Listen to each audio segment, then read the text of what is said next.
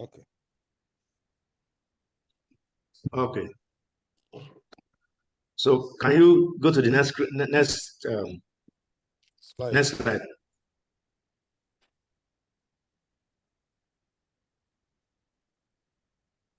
All right, thank you. So like I said, we will do our best to give you some highlights of this creative workshop, because I believe in theory and the practical aspects. But for today, we'll start with the theory. And the way I want to do it is to start with the definition and then go to the types that we have. Of course, we'll talk about, I'm limiting myself to fiction. That is where I'm supposed to talk about. But it's also important to note that there are other aspects of creative writing, including non-fiction, and under which we have biography, travelogues. Next slide, please. You're welcome. You're welcome. Okay. So, for the introduction, I say here that the art of creative writing has been likened to dreaming. Well, as a writer, sometimes the inspiration to write a particular piece of work just comes like a thunderbolt from nowhere in particular.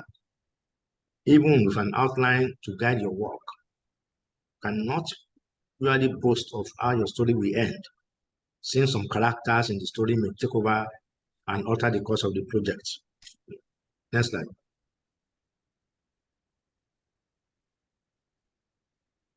So I will start with the definition of what I know as the creative writing is any writing that goes outside the bounds of normal professional, journalistic, academic, or technical forms of literature. And both fictional and non-fictional works fall into this category, including such forms as novels, biographies, short stories, and poems. Next slide.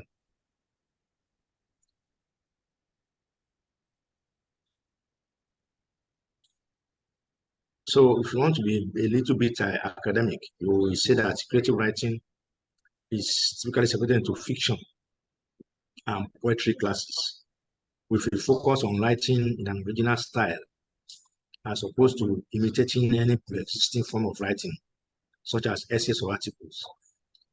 Then, of course, I spoke briefly about writing for the screen, which is not under my purview, but just for you, for your information.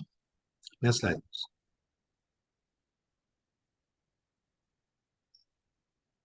Next slide. So there's an important controversy which we need to touch about, and that is the issue of whether writers are born or made. And despite the large number of academic creative writing programs throughout the world, some people still argue that creative writing cannot be taught, that writers are born, that it cannot be taught. On the other hand, we have another school of thought that believes that writers can both be born and made.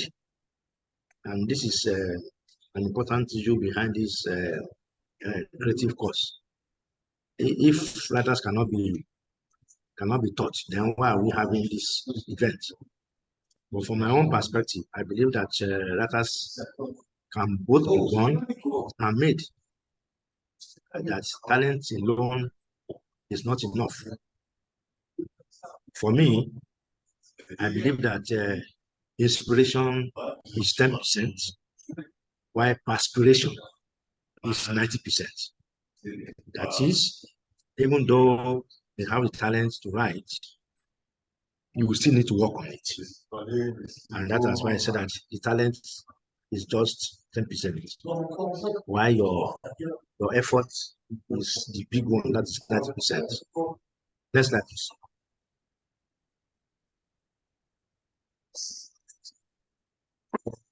So how do we teach fiction or creative writing? I believe it should be done in a workshop format, rather than seminar style. In workshops, students usually submit original work for peer critique. And then from that, a writing process and rewriting is developed. And that is why I believe that if you want to get the best out of this workshop, we need to do both the theoretical and practical aspects. So for me, I will, after this session of theoretical interaction, I would like to give us some assignments for all of us to do at home, and then from the critique and the writing process, we will now get what we really want. Just like this.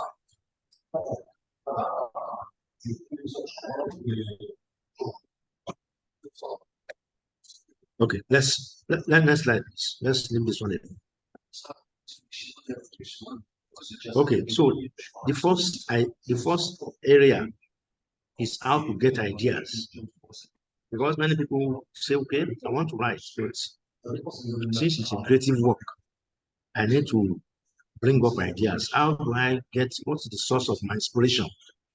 And this is one of the most important parts of the writing craft. And it's also one of the most difficult and challenging parts of the whole process. Because if you don't have ideas to work on, then how do you work? Some people like to wait for inspiration to strike.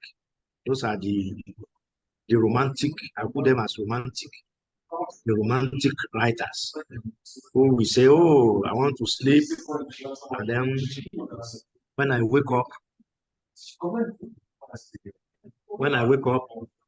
I will wake up with some ideas.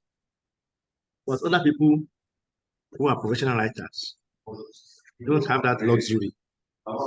They know that come rain or shine, they must write every day. So that's where I belong. I consider myself a professional writer because these days I live on my writing, and I don't have the luxury of waiting for inspiration to come before I write. So I write every day, however small, and I think that is the way we should think. It's a romantic idea to believe that one God or one activity will give you inspiration. That is why some people depend on some substances to put them in a situation to write. Some will say, well, they will take a glass of wine or a bottle of beer or smoke something, so inspiration can strike. But if you develop yourself in a professional way that every day, however small, put something down, then you are already on your way to becoming a professional, or and put it a serious writer. Next slide, please.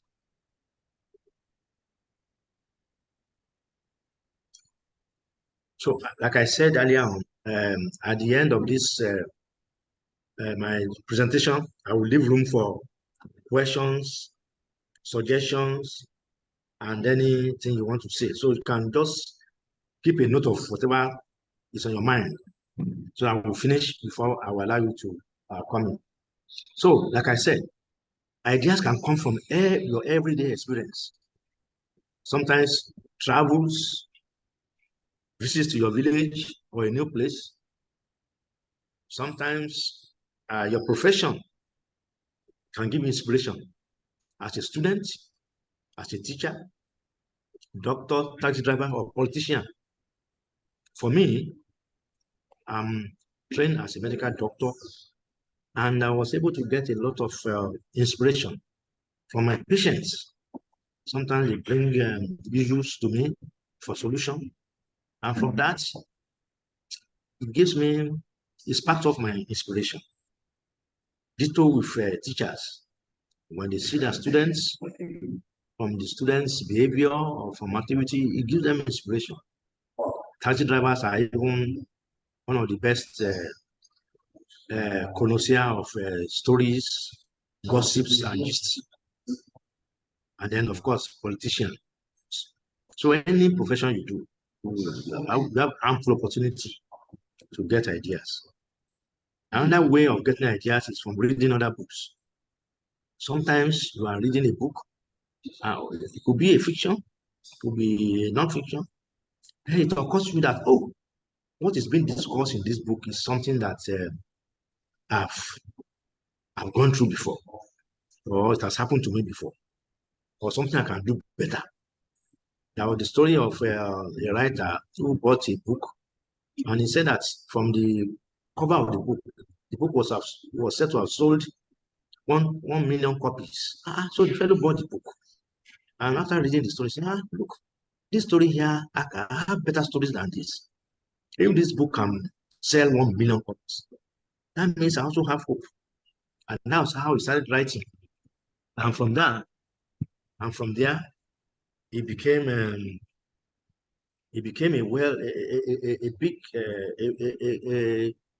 big writer. So you can see that a lot of inspiration can also come when you read other people's books. Then, of course, family life. When you are growing up, when you are, even when you have grown, you can have some painful or humorous experience, issues of divorce, issues of extended family, polygamy. There are so many stories that have been set on the setting of a polygamous family. So many stories have been sparked into existence by some painful or even beautiful, enjoyable experiences from family life. And then lastly, you can also get ideas from watching television, cinema, or stage drama. I mean, there was a time I traveled by air for about 10 hours and I was bored. So I just clicked one of the available cinemas on the screen the in-flight entertainment. And from watching one film, one Indian film, I was able to get a beautiful idea from one of my books. So these are areas where you can get ideas from. Next slide, please.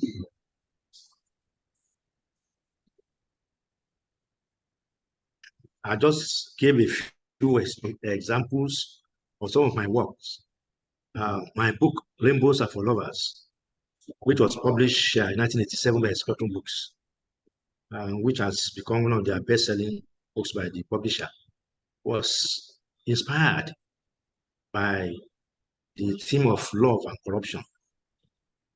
And it's because of one of my patients who was an asthma patient, and he told me that anytime he had a quarrel with his wife, that was when he has asthmatic attack. Process.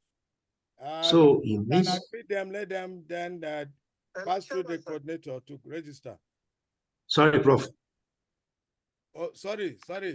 I'm running two classes at the same time. Sorry for All right. Okay. So yeah, this my patient told me that it was anytime he had a quarrel wife, that's when he has asthmatic attack. I mean, it means that stress triggers off his problem. So that inspired my book, where I now put on corruption. So it's like I said, it's tempting to dismiss issues of love and corruption as common. So you don't think it can make a good story. But the truth is that a common and popular issue can still be used in a very creative way that will still make a very entertaining book. Don't say because somebody has written on love before or corruption, I don't want to go to there again. No, you can use it, you can approach these themes from different perspectives. Romance is one of the commonest yet griping themes of many novels, poems, and movies. And there are many books, many films based on romance have become best-selling books. In fact, the last analysis by the European Bookseller Organization mentioned that this year alone, more than $50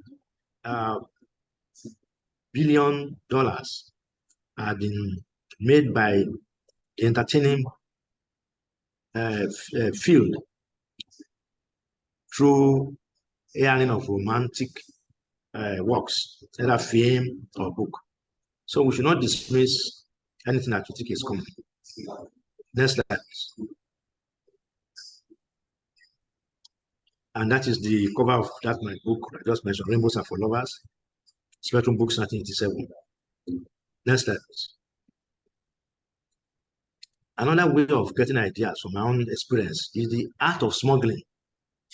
Because I come from a border town in Oyo State. My town borders Oyo State and Benin Republic. And there's been a lot of smuggling going on. Since I was a child, I'm familiar with across the border activities, which is very rampant in the area. So this has been in my mind until I was able to bring out my book, The Boys at the Border, which went on to be shortlisted for the Commonwealth Literature Prize. Sorry, that date is correct, it's wrong. It's a 1990 book. It was shortlisted for the 1991 Commonwealth Literature Prize. And it's from activities around me, smuggling. So wherever you come from, you look around you, in your village, in your hometown, what are some of the peculiar things that are, peculiar to that area that you can turn into a writing idea? Next slide, please. So that is the cover of the book, The Boys at the Border. And next slide, please. Then, of course, my well-known book, Tenants of the House, was also inspired by my experience in the House of Reps.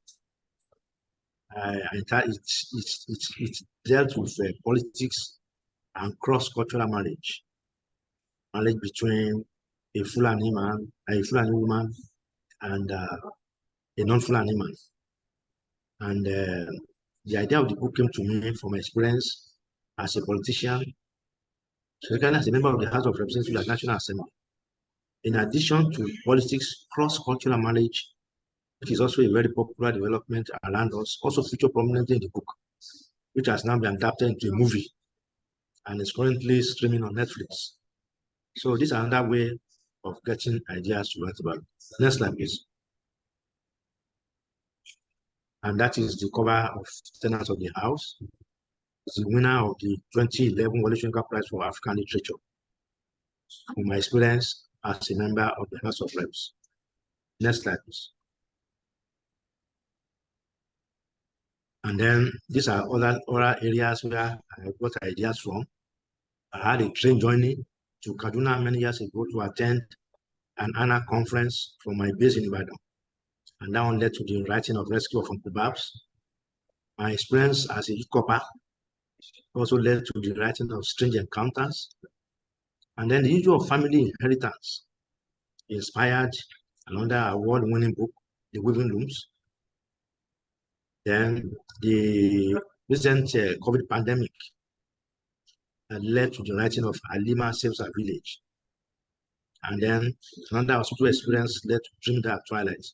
I'm giving these examples so that you can know that what I'm talking about are practical things, and not just theory. Practical things that are doable. All you need to do is to sit down, look around you, or you have to be more sensitive. Don't, as a writer, you should be like a sponge. A sponge soaks everything around him. Don't just sit down in a train and be sleeping or dozing or listen to music. Look, I'm a writer. Have a small notebook in your hand or in your bag, ready to capture some unusual activities around you. Be alert, be sensitive. Don't know where your next storyline will come from. Next slide, please.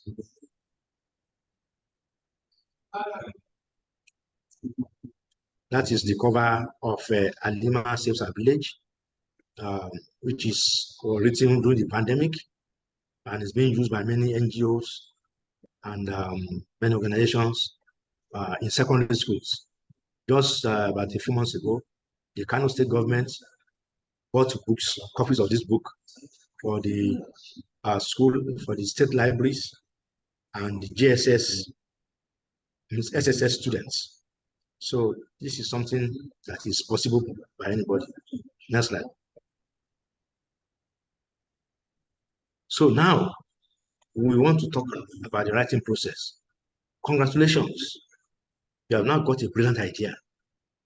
That's good news.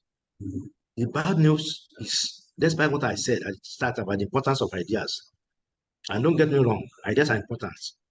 Despite that, the truth is that having ideas is the easy part of writing. Because just like you know, if you want to build a house, you have put the foundation. You have not built a house, you are just starting. You still have to go to the walls and make the windows and make the roof. But it's nice that you have started. So ideas are very easy. It is the execution that is truly difficult. And that is where the real genius lies. And you can only master the craft of writing through hard work and long, steady perseverance. So you don't say because you have got an idea, you start dancing all over the place that you are now a writer. No, you're just starting. Next slide, please. So for me, let me just be clear to you that there is no writing process is not cast in stone. So you cannot say everybody, you must follow what I've told you today. But people have different processes. But this is about the basic process. And this is what usually works. This has worked for me and has worked for many writers. But the writer can say, okay, thank you, Mr. Lecturer. That is why my own idea is different. Maybe you are smarter than anybody. Nobody is has a monopoly of wisdom. But the outline that you normally use is you have to decide on your style. What side do you want to use? Is it first or second person? You have to decide. Then you also have to look at your lead and minor characters. Who is going to be the protagonist of your story? Who's going to be the protagonist of your story? Then how about the other minor characters?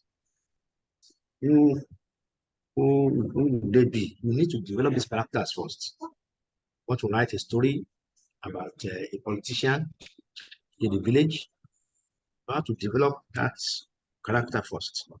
And then the minor characters that will come into play, maybe the wife or the politician, the school teacher, the school principal, or the policeman, or those are minor characters, you also have to develop them. Then, of course, you have to decide the length of the work. Is it going to be a big novel? That is maybe, because average novel is said to be about 60,000 to 100,000 words. If you want something bigger than that, decide. Then number of chapters. How will the chapters be? How many chapters do you want to have? How will the middle be? How will you end the story? Sometimes when you're starting a story, you will not be able to answer all these questions. For some stories, they are like spirits.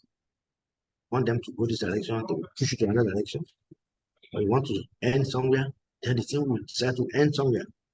But at least it's nice to have a vague idea about all these processes. Next slide, please. Now, another very important thing is research. Some people have this wrong impression that you only do research when you are writing a non-fiction book or a textbook or an academic book. No, even for fiction, you need to research. And that is why many of our writers fall by the wayside. They just sit down in one corner of the room and start writing without getting some information. And that is why many Western-based writers do better than our people here, because many of them will research.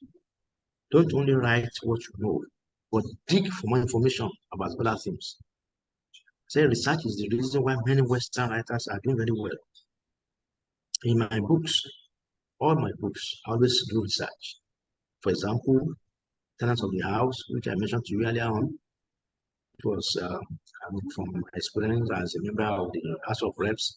I still had to do research about the Fulani culture, because I wrote about the Fulani, their lifestyle. I had to go and visit a Fulani village for 2 days to study what was happening, to perceive the smell, the aroma of the place, to listen to the sounds, to see with my eyes. The same thing with my latest book, Madagali. Madagali is a fictional account of the Boko Haram insurgents. I had to travel to the northeast of Nigeria to look with my eye and see with my eyes the devastation done by the Boko Haram. I had to interview Nigerian soldiers. I had to interview some of these international organizations that are involved with the internally displaced people, the refugees. I even spoke to some reformed Boko Haram insurgents before I now started writing it. So whatever you write must take time to do some research. You want to write about a culture in your village you're not familiar with, go and talk to the elderly people in the village. Go and talk to the custodians of culture. They will tell you how these things are done. So when you are writing, it will help you. Next slide, please.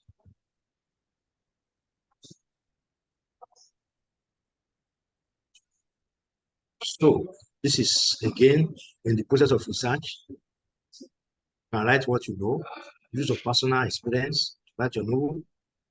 In addition, you can visit the library and find reference books on the subjects. Luckily, we have the internet now. So you can use the internet. You can look up videos on YouTube. You can also research by interviewing people, just like I mentioned earlier on. Interview people who are going to be involved in the kind of books you are writing. And then visit locations and sites of the setting of your novel, so that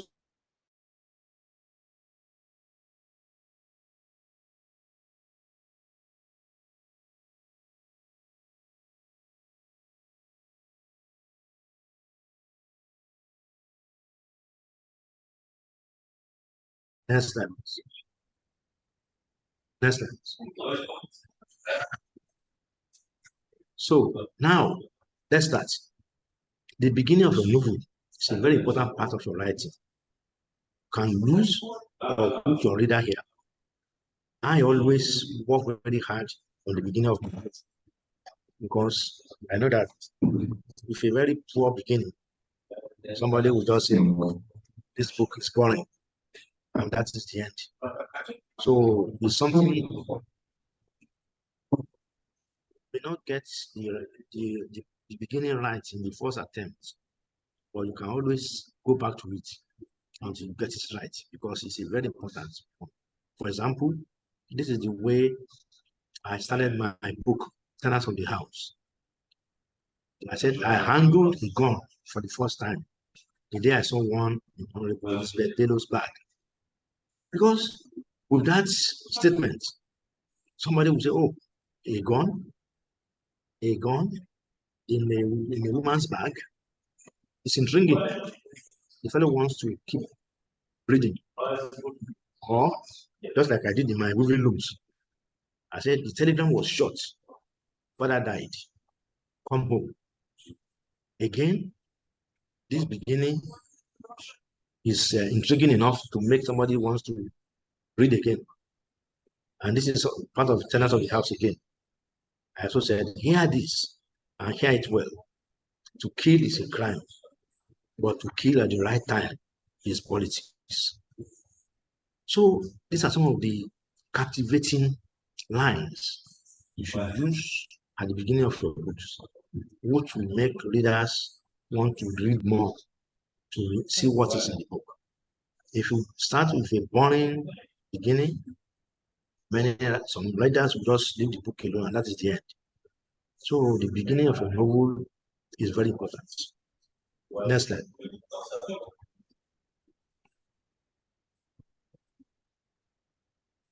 I also believe that dialogue is another very important part of the book. The dialogue must be very interesting and able to move the story forwards. The usual advice is that you should show, don't tell. Allow the characters to tell their story themselves. Show, don't tell. Allow the characters to tell their stories. You say, instead of saying that a character was in pain, let the character tell the story himself and say, oh, that hurts. That is from the character, not you telling them. And then try and read off unnecessary dialogue. Make your dialogue to be crisp and fast. And then usually better to have a dialogue between more than two speakers at the same time. It's better, because if you just say, oh, Peter said to John, come John. Peter said, then John said, you know, this two-line dialogues can sometimes be very boring. But if you introduce about 3 or 4 people in a setting, it makes the process more interesting. Next slide. So I also gave example of a dialogue in my book, Tenants of the House. And this is the dialogue between the president of that country and his secretary. So he was saying that I want every ministry, every parastatal, and every agency, federal, state, and local, to book newspaper space for congratulating messages to my mother on her birthday with a full photograph, a full page, no quarter page nonsense. You hear? And the secretary realized, yes, sir. The president continues, she will be 85, but they must use a photograph when she was 25. That was when my beautiful mother gave back to me. The very, very, very beautiful Madame Veronica Vagina Moneya. Yes, block the opposition press. No bad adverts for my mother must appear in the opposition press and them. This is another example of a dialogue that will inspire people or make people want to read. Next slide.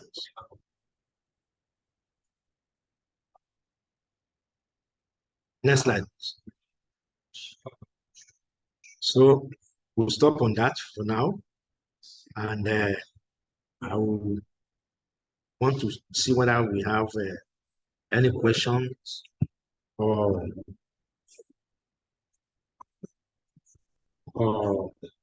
suggestions or interventions before we continue. I think we still have some time. It's not yet 10 o'clock. So any questions? I think those of you can help us to coordinate questions if we have. Yes, the House, I feel now the floor is open, and we can start looking deep into all that is being said. If you have anything to say, or if you know quite well that you can't speak well where you are, you can use your chat, the meeting chat. You can use it to raise questions, and I'm going to read it out from there.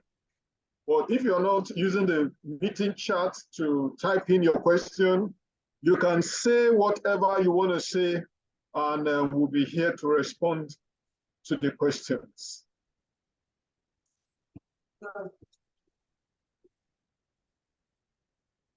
I see hand up. Somebody's hand is up. Showing car by maybe you can unmute. We have Yes. two hands are up. Mr. RNA, please unmute Shoyinka, please. Yes.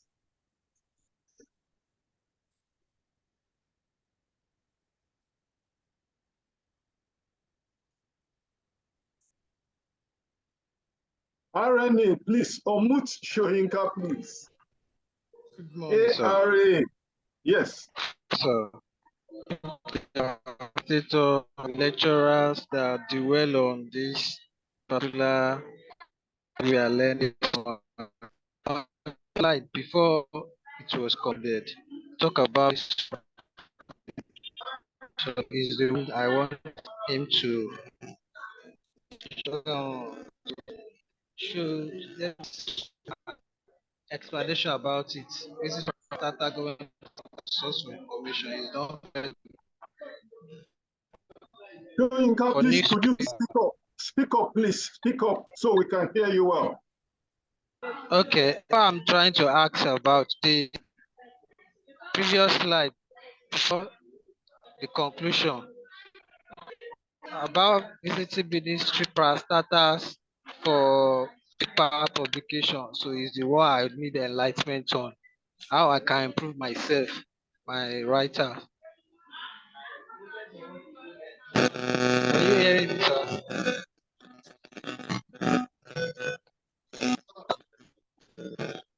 You said you want more information about the dialogue? On the parastatal in terms of writing. So what and what source of information from there?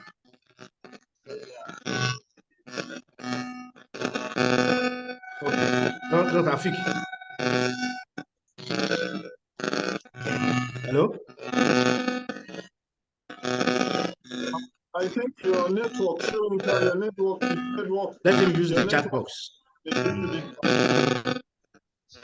can use the chat box. Yeah, that's another hand. Uchera. Yes. Dr. Taufik, if we can stop the screen sharing, please, so that we can have a...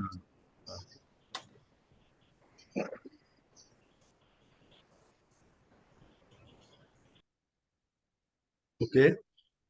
That's another hand up. Uchera is asking a question. I want to ask a question. Can you unmute Uchera?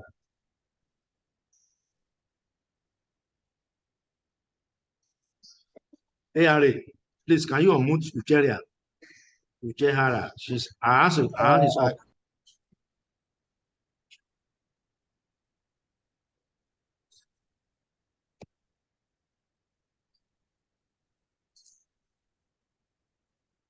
ARA, please. Uchera, you can hear us.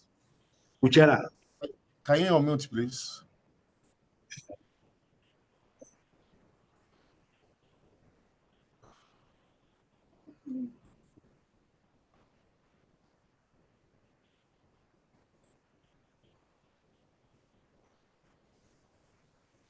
Actually, okay, every participant can unmute himself. The admin cannot unmute you because of the on the Zoom platform, but the admin can mute people. You cannot unmute. That's a setting on this platform. So, Uchihara, you should be able to unmute yourself, please. Well, there's a question from Nusrat Lasisi. It's on the chat box. He said, thank you, sir, for this enlightening lecture. My question goes thus. In that sort of dialogue is my greatest challenge. How do I show, for instance, a peevish woman, a peevish mother, without saying she's a peevish or hostile, especially when she's being discussed by her children? Well, thank you, Nusrat. I think this is a very good question, which a good dialogue can handle. And all you need to do, you want to show a peevish woman, a peevish mother, without saying it. For my dialogue, for example, you may call one of the children and say, Mary or Fatima, who told you to open my box?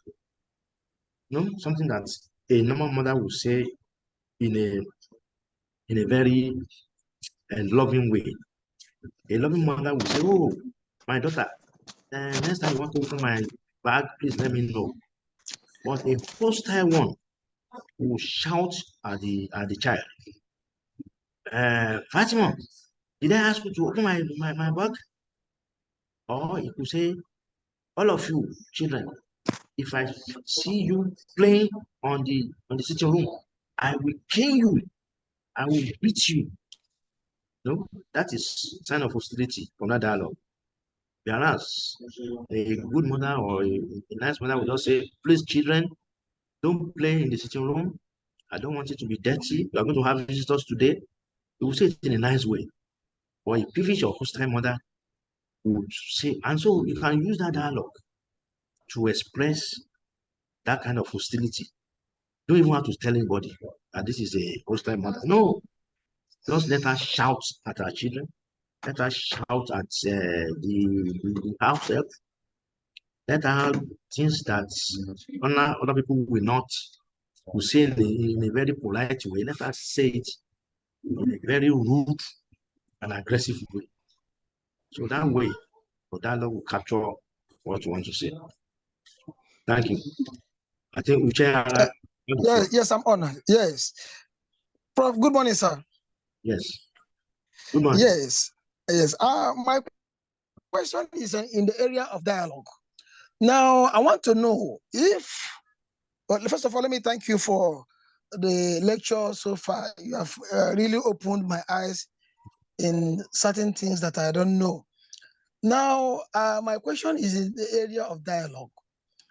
Like you said, dialogue in writing makes it more lively and gives the reader the opportunity to read more.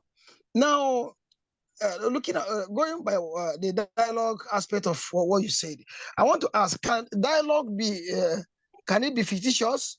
Can it be real? If real, the content of most of those dialogues, can one be sued if it's such a libelous one?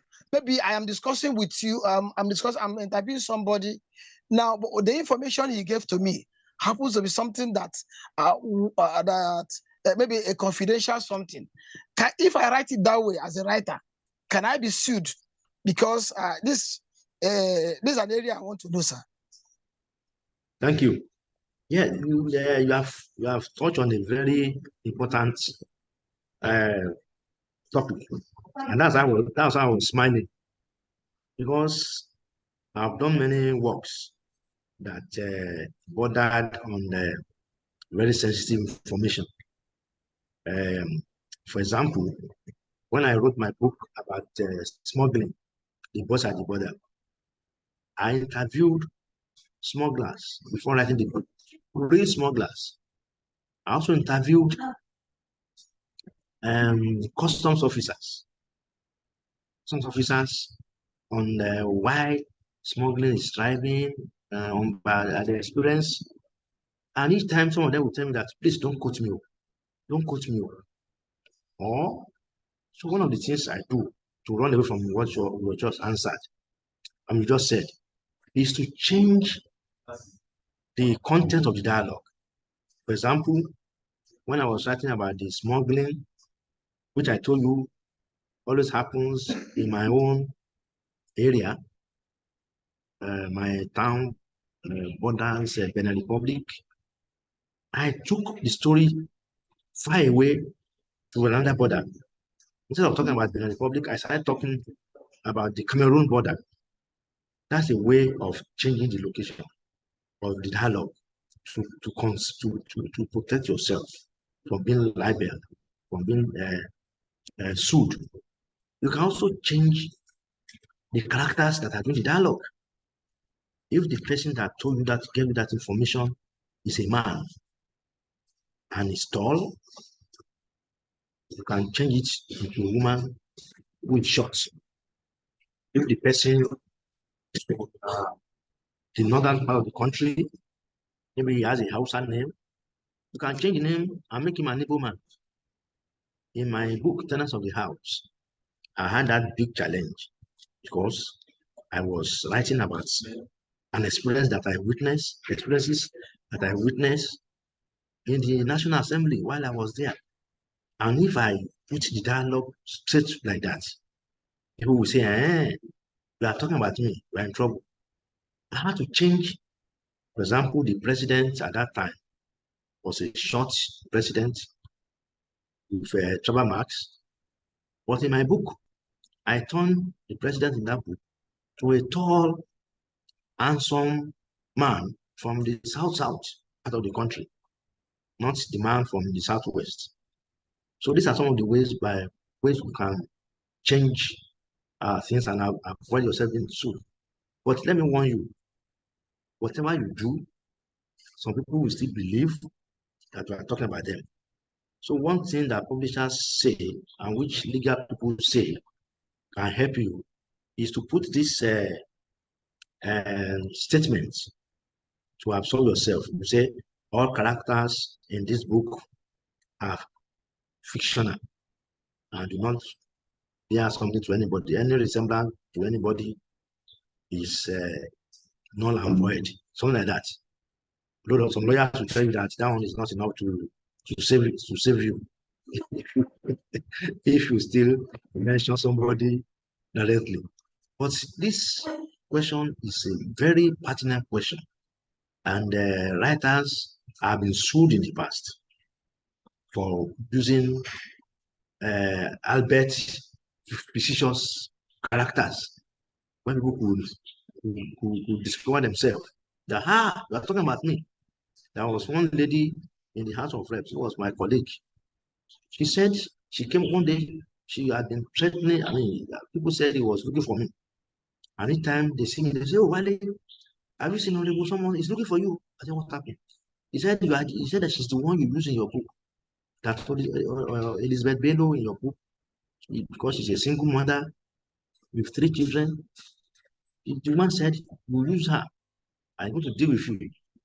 So one day we finally met, and I spoke to the lady. I said, "What, madam? You are very beautiful. You are more beautiful than the character in the story." And women like that kind of thing. So that's how you stop harassing me. So you do your best, but you still have the chance of people saying, "Oh, you use me," all kind of thing. Thank you. Any other question or intervention? Okay. If there is none, I think we still have about 30 minutes more. Tafik? Hello. Yes, sir. Sir, let me ask a question from you. Okay. I've been reading your work, especially when you talk about the boys at the border. Yeah, the boys at the border. Out of all the novels, I think the boys at the border happens to be the one that touches me the most, being the fact that there are a lot of things happening along the borderline between Lagos, Benin Republic, and all those illicit transfers going in and out. Yes. One of my major questions is, in terms of your plot line, I can see from what you have explained that there were statements made by different, like maybe the custom officers. Then there's one other guy called Ali Baba, Ali something. Yes, who happens to Ali Baba, the smuggler. Yes. The main smuggler. There's another lady here called Gladys, something, who happens to be the prostitute and all those things. And from what I could see, it was obvious that these were experiences of various people. How do you go about setting the plots? How you bring all their experiences, their dialogue together, and you now make it either linear, sequential, that at the end of the day, one is able to read the story from the beginning and you arrive to the end, then you call it a success. That plotting aspect, how do you go about it? Yes, thank you. Yes, what I normally do is that I like to write an outline. It's one of the things I will discuss later, maybe next week. But now that you have mentioned it, let's go into it. An outline. What I normally do is that I draw an outline. I said, okay, how many chapters do I want my book to have? If I say 10 chapters, okay, first chapter, what do you want to put there? And that is where I will put the idea of starting a story from an emotional area. Because in the Voice at the Border, I started the story from when a custom officer was ambushed and shot as he was being taken to the hospital. That was why we started the story. And then the second chapter, what happened? Third chapter, fourth chapter, and I tried to do a lot of interplay. I tried to mix exciting parts of the novel with the areas where you can say the story will drag a bit. Because the essence of writing a book or a novel is to captivate your reader. Like I said earlier on, if you start with a very weak beginning, you've lost your reader. So what I do is, we did in the Tenants of in the Voice at the Border, was to start the story on an emotional aspect of the whole book. And that is the teaching. That starts your story during crisis. There's a crisis at the beginning. That must be, let your book start with a crisis point. And that's what I did. I went, the custom officer was shot. Started from there, then went on to activities of the smuggler or the smugglers, and also interaction with the customs people. For example, during my research, and that's why I said research is very important, because I knew next to nothing about smuggling, except from what we are hearing. So for me to have an insight, a deep insight to smuggling, I had to interview smugglers. I had to interview the customs men. And it was in the process of the interview that I got to know that customs men, apart from the fact that they carry guns, they also carry amulets, this juju, for self-protection. The same thing with the smugglers. One smuggler even told me that his own juju, he normally puts it on the aerial of his car, of his lorry, that once he's approaching a checkpoint and he speaks that juju, the customer will just open the gate for him.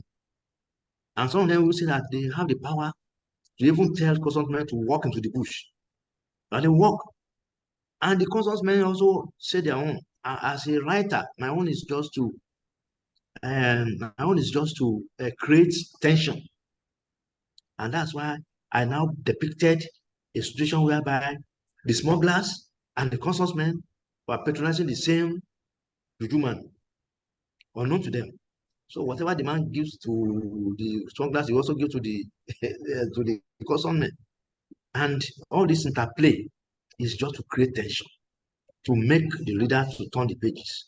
And then I introduced Gladys, the prostitute, because everybody has their own areas of, I mean, they have their own prostitutional business.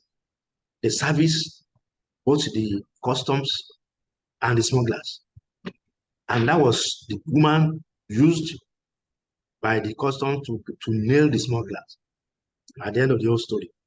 So the trick is keep piling tension upon tension. Stop your stories at what we call crisis points. They call them cliffhanger.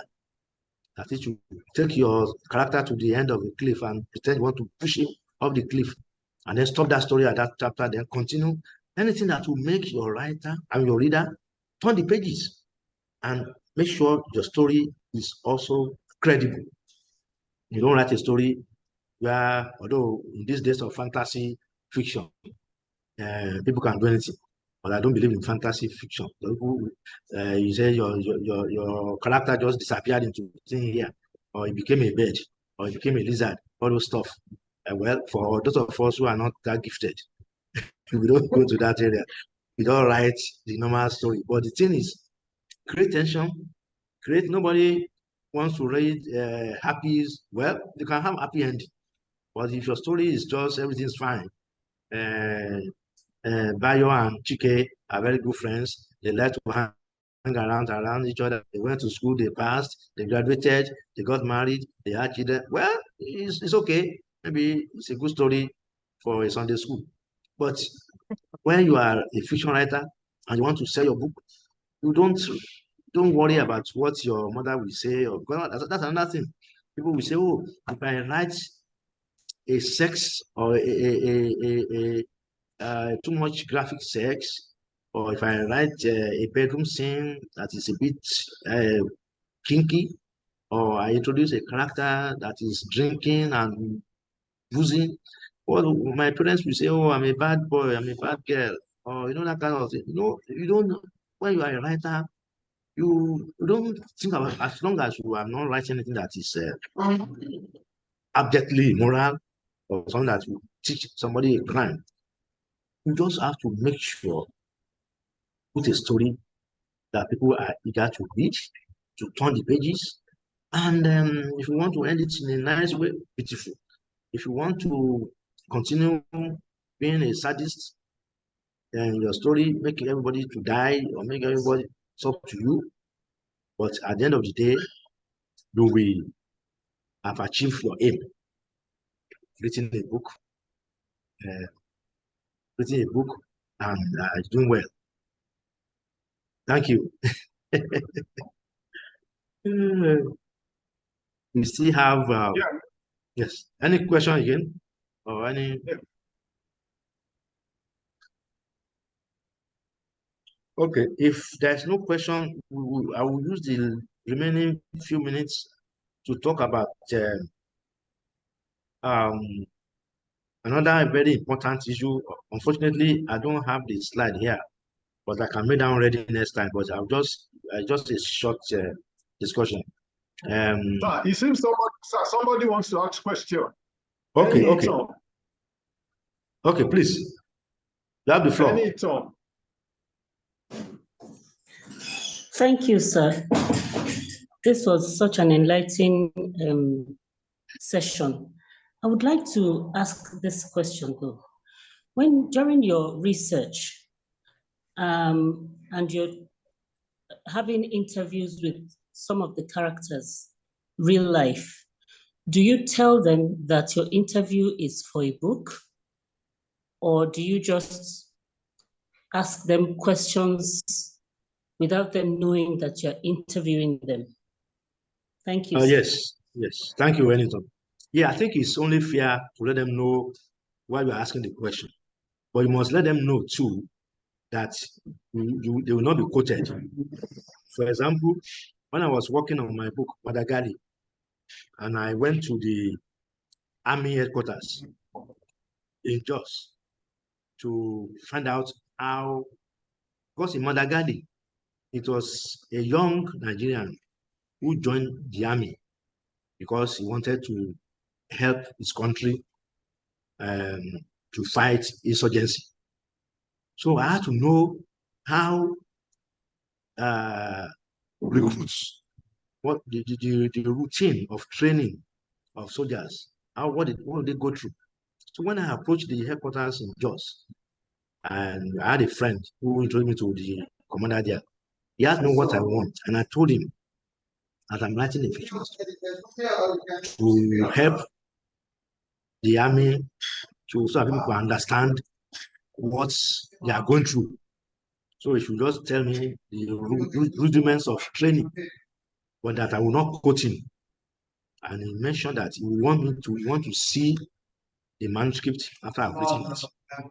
And he let me know that what he's telling me is a top security thing and all kind of thing. So I think it's always nice to let them know that you are you want to use your stuff for a book. But funny enough, you will be surprised that some of them will say, "Oh, yes, quote me. I want to be famous. Quote me." And I was even surprised when I was writing Tenants of the House, and I interviewed a senior lecturer in the university on the issue of these NGOs that are formed on the conflict resolution. Because in tenants of the house, we have this issue of Fulani, cattle rearers, always clashing with the farmers. So I went to the University of Ibadan to talk to a top-ranking senior lecturer there, who is now a professor, that his activities in conflict resolution, how do I put this in a fictional book? And he gave me a lot of stuff. And I said, Prof, I'm not going to quote you. He said, no, please quote me. So and it's one of the only names that is in my book. The professor's name is there. In fact, when the book was published, he was so happy. He said people who read the book and they were calling him that, oh, Prof, we saw your name in Dr. Okedon's book. That he now said my book had made him more famous than all the professorship and lecturers he has been getting from the university. I mean, so once in a while, you interview people and they want their name there. So it's a win-win solution for you. But the thing is that you must be honest.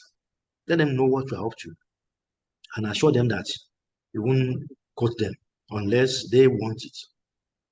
Yes, I can see a question from on the chat box. Thank you, sir. Yeah, thank you. Yeah. I think it's from Leo Adams. She said, family has been my biggest factor in my writing career. Even my daily writings are vetted by family members. Thank you once again. But Doctor, can you throw more light on this? Well, I did a course in creative writing. I mean, my story, many people on this, my friends, Dr. African Co, they will know my antecedents. I trained as a medical doctor, but during my medical school days, I was more interested in writing fiction than reading my anatomy books. And people said, oh, you have a good knack for writing. Why don't you? But for me, I wanted to be sure that I'm well grounded in writing. So I applied for a diploma course on writing, London School of Writing. In those days, we used to do it by correspondence. We write, we post, they would mark it, send it back, and that kind of thing. There was no internet like we are having now, nothing like that now. But those days it was by post office. I had to go to the post office every day, every week to post my assignments. Anyway, so one of the things we're told, and that is why I'm laughing when I saw this question, that a writer, if you want to be a writer, you must be ready to be misunderstood. You must be ready to be abused. You must be ready to so many things. Don't be afraid. Once you, like somebody said, you must be ready to dance naked. Because everything about you it becomes in the book. I mean, for example, when I was writing, when I wrote Tenants of the House, and some of my colleagues in the National Assembly at that time read it, one of them who didn't understand what fiction, they thought it was my own biography. And one of them was laughing at me, say, hey, you this stupid boy. Hey, they kill you wait, you want to marry a fool and they kill you. I said, no, it's the character in the book that was killed, not me. No, so these are some of the things. So if Liu is now saying that she's been scrutinized every day, well, that is your luck. That is one of the professional hazards of writing. But you don't worry. Like I said, as long as you don't write something that is criminal, or you teach somebody how to make a bomb, or somebody to go and stab somebody dead, but as long as what you are writing is fictional and the characters are the ones who are saying it, not you, you just tell them know that, well, I'm sorry, I'm not the one who raped the girl in the story. I'm not the one who threw the bomb to the house. It was my character that did it. And of course, these are things that happen on a daily basis. People get murdered, people throw bombs, and people do all kind of terrible things.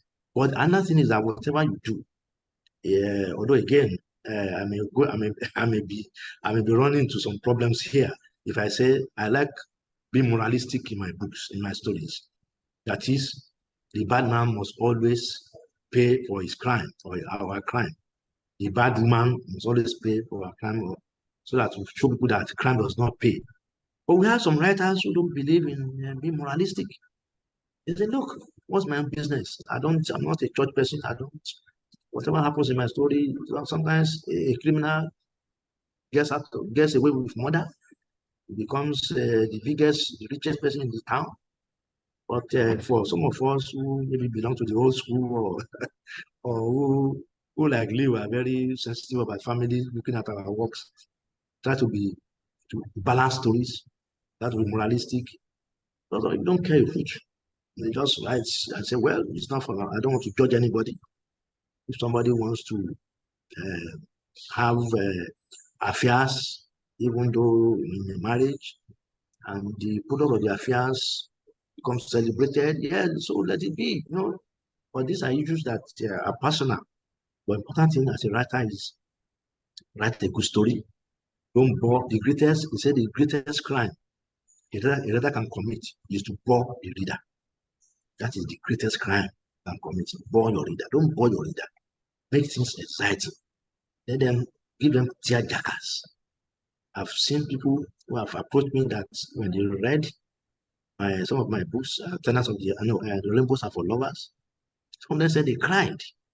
I'm not happy at making anybody to cry, but at the same time, it shows that you achieve your aim as a writer and making people fall, getting engrossed your book and being moved. It would have been worse if somebody said, oh, that book, I stopped at page 6, it was boring, I threw it away. Then why are you a writer? So these are some of the things we go through when we are writing. So for you, I think you just have to keep writing. Take all the, just patiently explain to them that you are not the bad woman in the book, your book. It was your character. You're not the one who stole somebody's money, that kind of thing. Oh, and you keep writing. Yes. Yeah, any other question? We have just about, I think, 12 minutes more.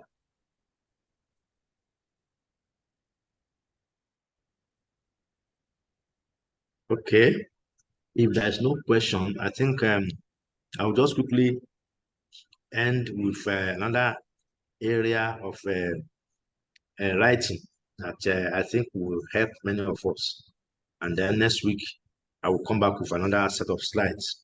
And this area of writing, which I think will help many of us, is my belief that we have a lot of stories in our African setting that are yet to be written. And also to say that those of you who are very good in your native language, there is now a big opportunity for us to write stories in our indigenous languages. Even though they say that the readership is not big enough. For example, I know that the Hausa literature is thriving. I mean, those of my friends who write in Hausa are doing very well. Yoruba is not too good, and I'm not sure of other ethnic groups. But beyond all that, it's obvious now that some filmmakers or film platforms like Amazon, Netflix, and co, they have now devoted special platforms for movies in African languages. I mean, I didn't know that until a few months ago when one of the film directors approached me to one of my books, The Weaving Looms, which is about a family squabble over property. We wanted to adapt it in Yoruba, even though I wrote in English. I was asking him, why do you want to do that? He said there is a big demand by Amazon, by Netflix, for stories in indigenous African languages. So those of you, I can't write in Yoruba because I'm not so good. But those of you who are vast in your indigenous languages, this is an opportunity for you to write in those languages. And who knows, you may also be approached by, you may also be approached by,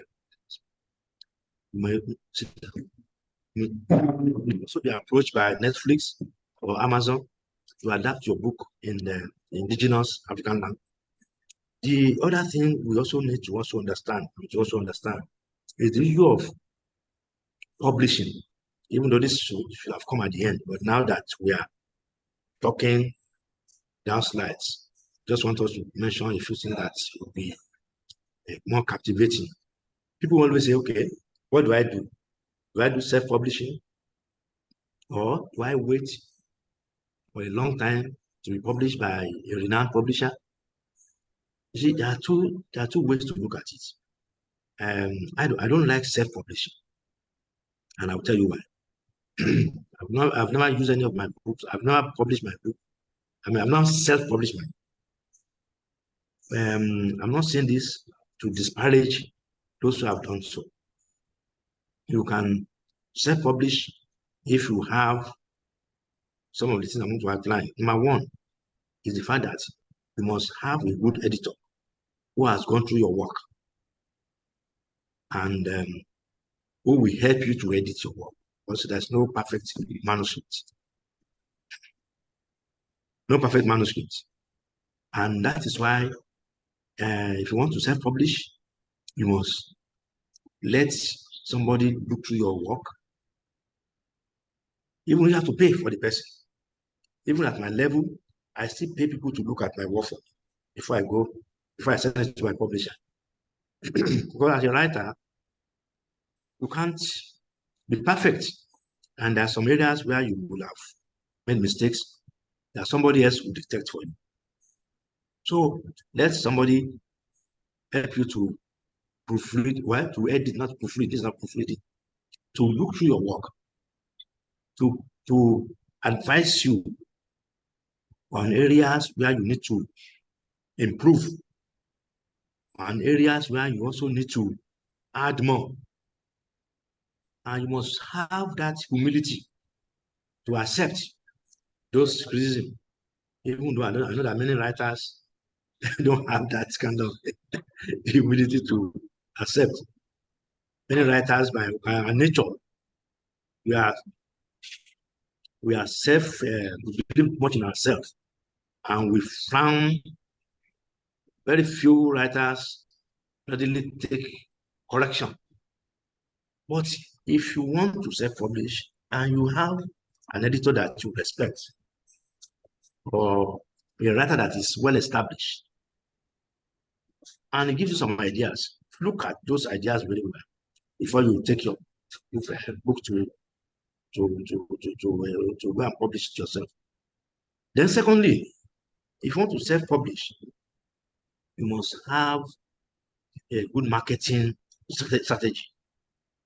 I'm saying this because I know so many of my friends who have gone into self-publishing and end up with what they have published in their bedroom, piles of self-published books, nowhere to market them, nobody to take it from them, and then they end up distributing these books or dashing them out to friends, even those who don't want it.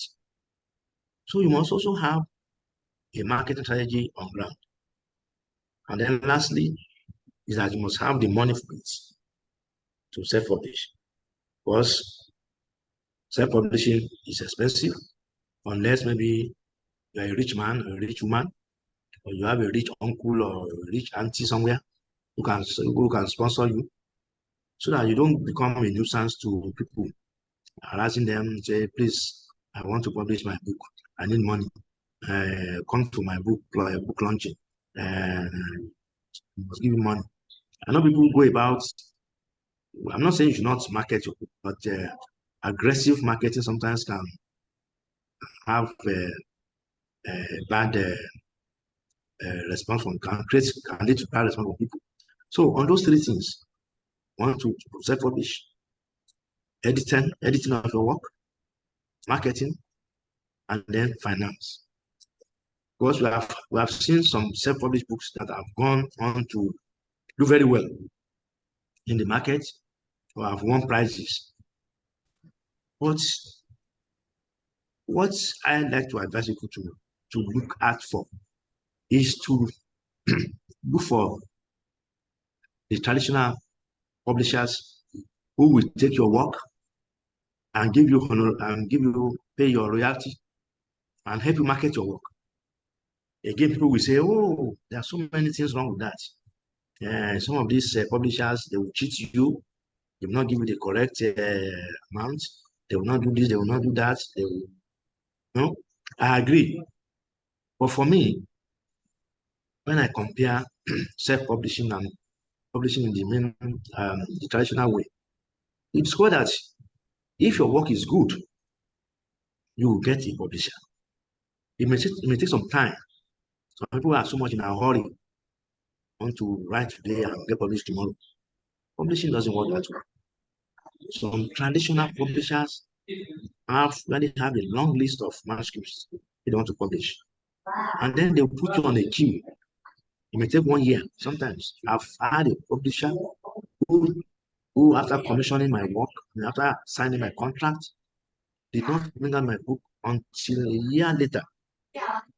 But it was worth the wait. For example, Tenants of the House was published by Evans Publishers in Ibadan. And they did the design of the jacket. They did the marketing, even though I'm paid 15% royalty. They were able to reach areas which I could not reach if I'd self-published.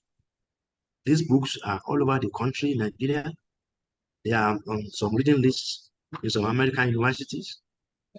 And they have also placed them on some international publishing distribution network.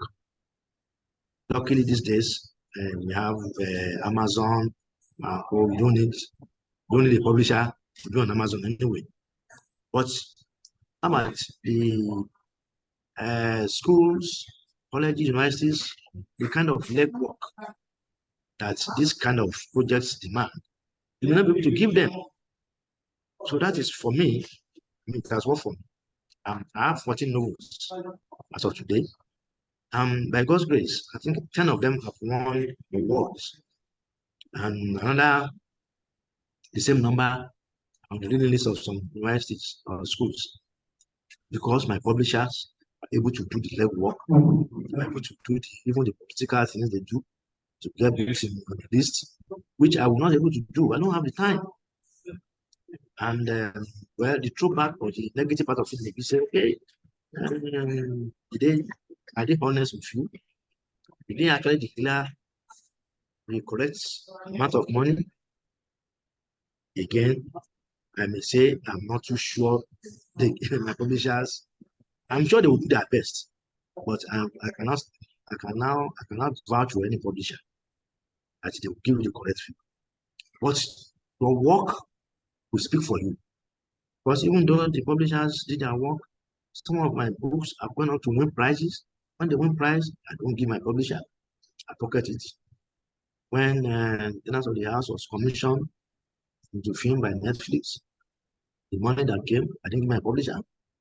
So this has balanced whatever with the shortfall the publisher will not give. But having said this, I'm also aware of some very good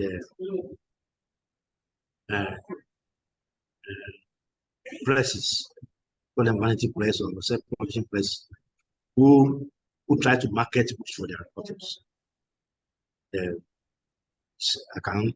know that some people will say, well, maybe because you are lucky, because you are well known, that's why you are. But it's not true.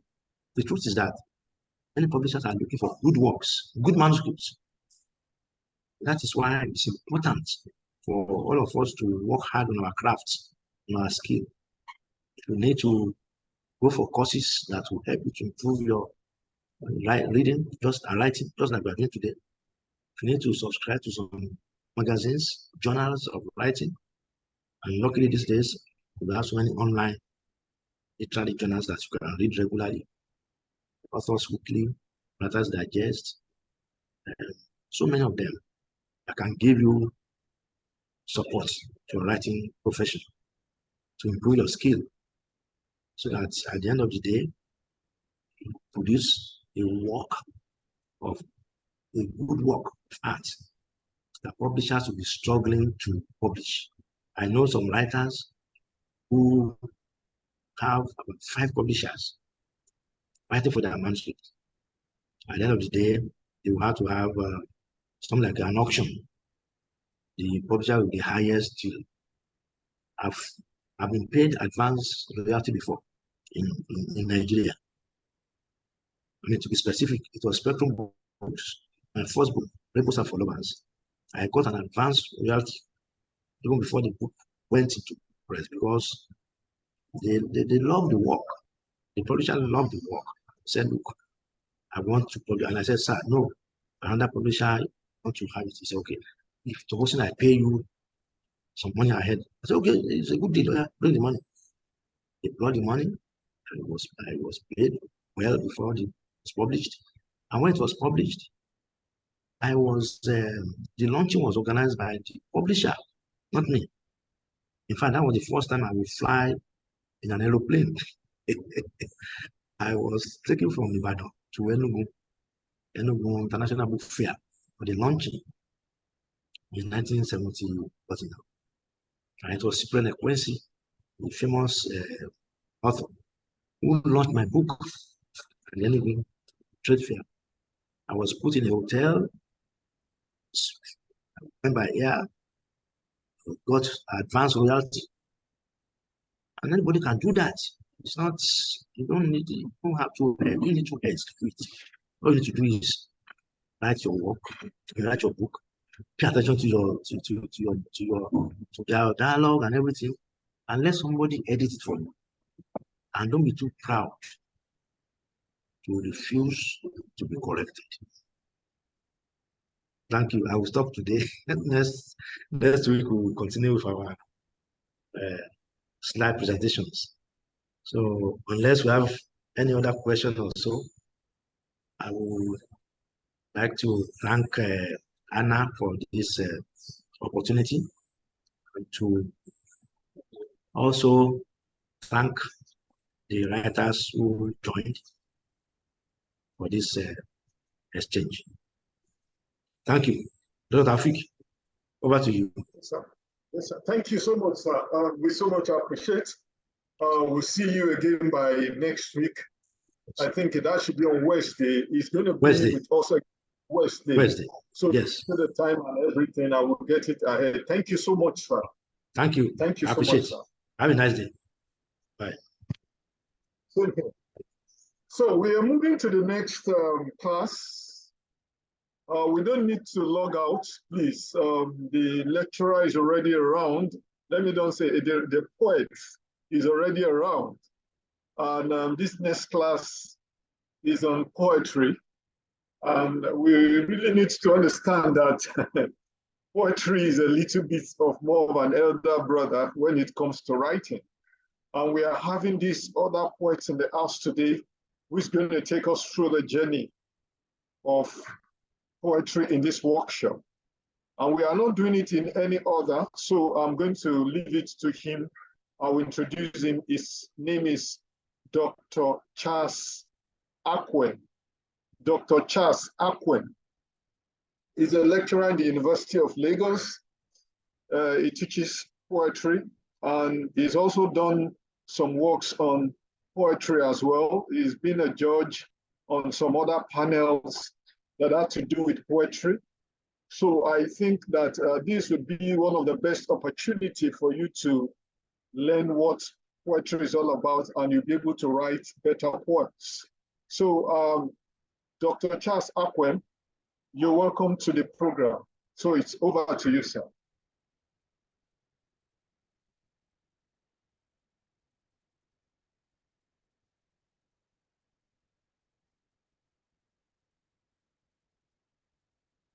Hello, sir. You have to unmute yourself. Unmute yourself. Good. Can everybody hear me now? Yes, we can. No, we can. Yes, we can hear you.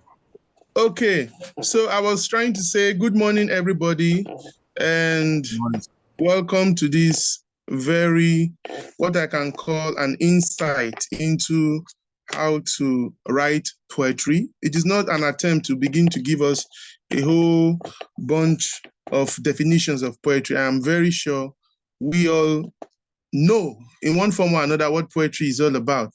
I would do that briefly, but I would just want us to know that this is like a rubbing mind session, and I would also share my experience in some of the poems I have written. Truly and gladly so, according to Olatubosun Taufik, poetry is an elder brother. And if I would understand it contextually, it simply means that poetry is one of the few literary engagement that everybody would come with an open hand. They have the license to do whatever they want to do. And so, or they can hide under poetic license to say whatever they want to do, whatever they want to say. So poetry gives you the opportunity to be yourself, to express yourself more. Well, I am speaking from the bias of a poet anyway. Olatubosun, a dramatist, may not agree with me, but poetry gives you that privilege or that opportunity, or that keeps you in a position where you are the god of your creativity. And so you do it the way you like, and you are not so influenced by maybe your characters in the text, but it is you who is doing whatever you want to do, the way you want to do it. And you can call every other person bluff by saying, this is just what I want to do with poetry.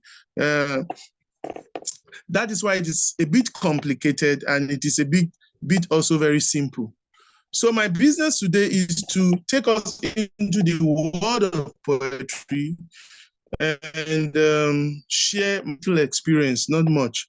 I'm not yet an established writer. I'm trying to be one. The journey is still very far. We are just doing our best. Now, I'll divide this interaction into the introductory part of what poetry is, and then the challenges we are having currently with the whole idea of spoken word slam, which I think has really come to stay. And if traditional writers like us don't do anything about that, we'll just be leaving our work in the printed text. And I know why growing up or why engaging poetry at secondary school, we're always scared of poems. We're always scared of poetry, because sometimes for you to understand a poem, a line or a stanza, you must go deep, digging the historical relevance of that particular stanza or word or line. So just a line in a poem can make you read 5, 6, 7, or 8 books, trying to really understand what the poet has done with a line is very, very challenging. And that's why a lot of people find it extremely difficult to appreciate, to get into the world of poetry. There is a world of poetry. Now, but for prose, well, I'm not going to go deep into that. Prose is like, okay, you have told a story. It's much easier for someone to say, oh, this story is at the literal level. This story is about this. This story is about that. And they go away smiling and getting happy that, oh, I can understand this story. That is like 50% problem solved. But for poem or for poems, you may not even understand what the poet is saying. You may not even be able to repeat yourself. You don't even understand the story in the poem, because there is a story in every poem. You may not even understand what the person is saying. It becomes challenging. How do you get into that space as a writer, whereby you create a word in measured lines or in free verse, and then you allow people to come into it or not to come into it, because it is your choice. You can decide to create a word and don't allow people get into it. You can create a word and make people come into it. So I would want us to take a look at what I call an introduction to poetry types and forms.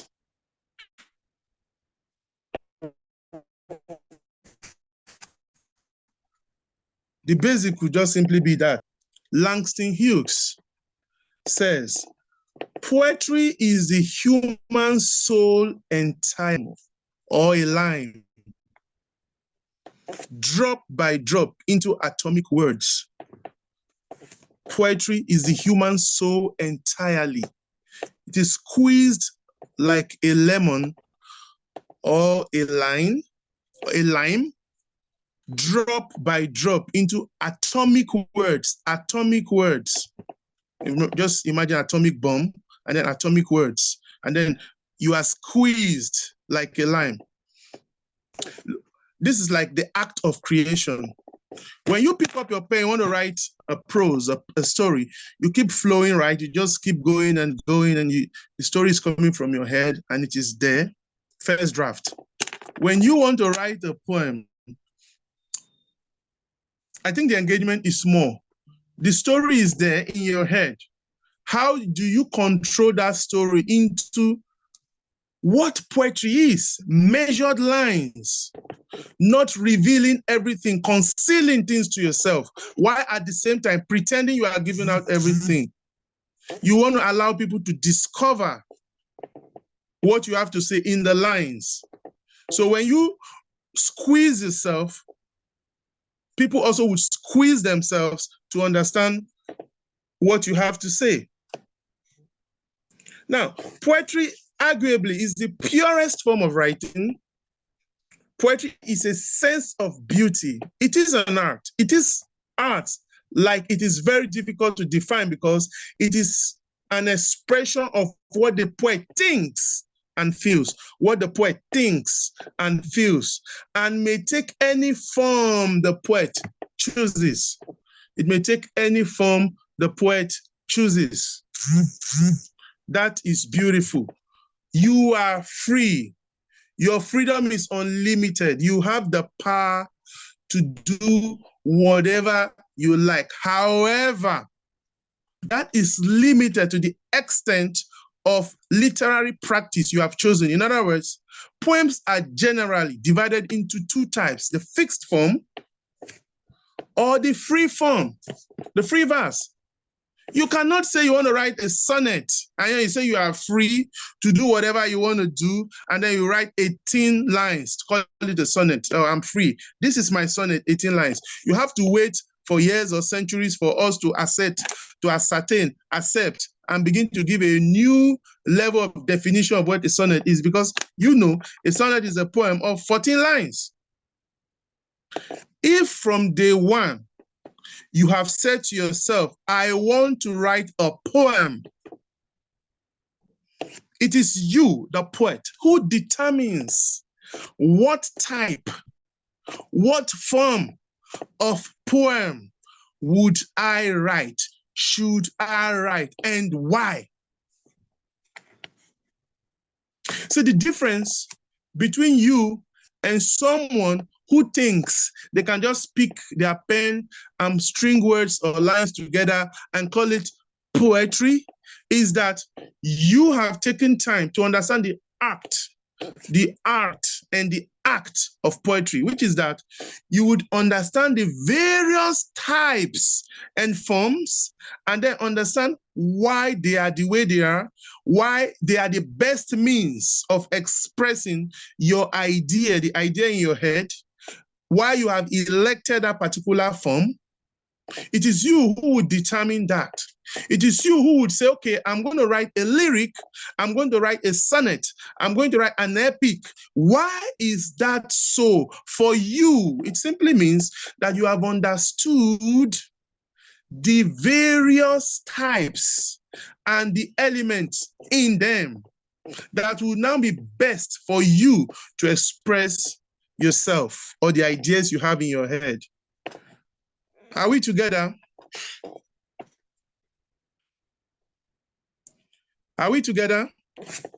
Yes, please go ahead. We can hear you. Okay. So, having said that, I just want to let us know that the fixed form is a poem that may be categorized by the patterns of their lines, by their meters, by their rhythm, by their stanzas, by their style of writing. So that fixed form is there. That is not to say you cannot create a new form of poetry. Every fixed form that you have seen is a product of invention, tradition, and change. And so whatever form it is that you have chosen, there must be a reason for why you have chosen that. But then it's easier and much more easier for us to experiment on the free verses. So the free verse is a poem that has neither regular rhyme or regular meter. It is free, often uses cadices rather than uniform metrical element. So you are free to do whatever you want to do. If you have established yourself as someone who wants to go either way, am I writing the fixed form or am I writing the free form? You must master the act of whichever, especially when you have chosen the fixed form. And there are several fixed form of poetry. I mean, we have the sonnet, we have under the lyric, of course, under lyric, we have sonnet, the various types of sonnet, Italian, Petrarchan, Spenserian sonnet, English, Elizabethan, Shakespearean, and Miltonic sonnet. These are the different types of sonnets. Whichever one you have chosen, you know why you have done that. And then we have, of course, the narrative poem. Then we have the ballad, the epic, the allegory, the dramatic monologue. And then, of course, we have the dramatic poem itself. All of these choices are available to you so that you become a master of the art. You now know, okay, I should play around each of these. And it's not all the time that I should say, oh, I should write a free verse or I should write a fixed form. Whichever method, it's up to you. Like I said earlier, you are the God, the creator of your word. If you have chosen, for example, the sonnet, you must understand what a sonnet is, what are the elements, the component of a sonnet. You must go after that tradition because we are going to judge you based on that. If you are writing a poem and you have probably not chosen that a fixed form, but from your introduction, you have led us on into a space where we are reasoning and moving along with you. And all of a sudden, you just crash landed. It's going to be a disservice to you. I'll explain that. In one of the competition we had last year, the poem that the poet that came first was lucky because on the day of the award, I wasn't really there. And I told the woman, the sponsor, that I wouldn't have picked very beautiful poem. Wonderful. But he started by giving each stanza a title. So he said olfactory. The second one, he said visual. And then the third one, he mentioned another sense, one of the senses. And he stopped. 3 stanzas. He mentioned the 6 senses: olfactory, visual, and auditory. Olfactory, visual, auditory. No one forced him to give title to his stanzas. He did, and he stopped.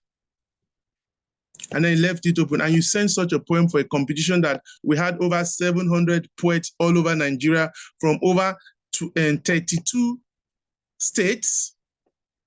Oh, although he was lucky, he was number one, but I was making a point that this poet has led us on by appealing to our senses within the precinct of the 6 senses. So what happens to gustatory, kinesthetics, or tactile? These are the other senses that he left out. What he would have done was simple. He would have titled that poem. Let's, for example, he said, Away to the Sun, 1. Letting us know that there will be a follow-up to that poem, even if it is not here. Because there are 6 senses, and you picked 3, wrote on 3, left, and submitted for a competition. That poem could have simply been titled 1. 1. So even if we don't see the second part, the second poem, we will know that, okay, yeah, I mean, this is just one out of the remaining. Because there are 6 senses. It's like you have crash landed. You took off from Lagos, you are going to Abuja, and you got to, we got to Ibadan somewhere, you just say pilot land. You would see that poet has not really taken care of the entire world of where he took us into. You took us into a world where we must visit 6 houses. You took us to visit house 1, 2, 3, and you left us there. You could have just simply said, oh, this is part 1. In our next visitation, we are going to do 4, 5, 6. That would mean that you really understand what you're doing in that creativity, in that world you have created for us. So you see a lot of poets, they would take us, even you read some poems, they've taken us into that kind of situation. And then you go through the lines from beginning to the end, and then you see beautiful words really going out to tell us nothing. Of course, there's nothing we can do. It will still stand as a poem for the poet. There's nothing we can do, because he has the right, he has the power to do whatever he has chosen to do with his work. But every good poem will definitely stand out. I mean, it's like a food to your body. You feel it, you enjoy it. You go all over and over and you keep reading because it is complete in itself. So we move to lyric. When you say you want to write lyric, for example, what we expect to see are strong emotional intensity. And you will rely heavily on musical and rhythmic qualities. You want to write a lyric, and we cannot have any trace, we cannot find any trace of musical qualities.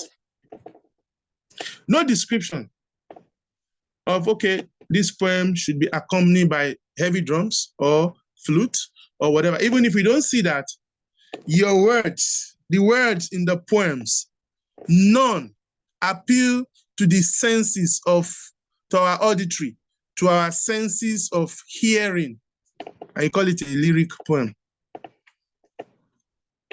You've set out to write a lyric. What we are seeing is a dramatic piece. You told us you want to write a lyric, but we are seeing a dramatic piece. It is going to be a very serious problem to your reader, because a good poem is known, is felt. You feel it, you understand, you enjoy it. Once these things, and they want to write a dramatic poem about war, about conflict, and your lexical choices are romantic. Well, it depends. I don't know. It depends on the kind of mood you want to create. Because, literary creativity is a kind of enterprise that everybody has the right to say whatever they want to do. And that's why this business is very unique and special. Somebody might come out and say, I'm writing a poem about love, and he's using heavy, jaw-breaking word diction. And he calls it a poem about love. There's nothing you can do about it. The truth is, whatever you have chosen to do, you should understand and know every word that goes into your poem has a reason to be there, because you have elected one amongst many, which is why it should be almost very easy for you to tell a word you have used in a poem written. If you have a collection of poems and they bring out like 10 words and they bring out 10 titles of your poem, you should be able to say this word should go to this poem, this should go to this poem, and this should go to this poem.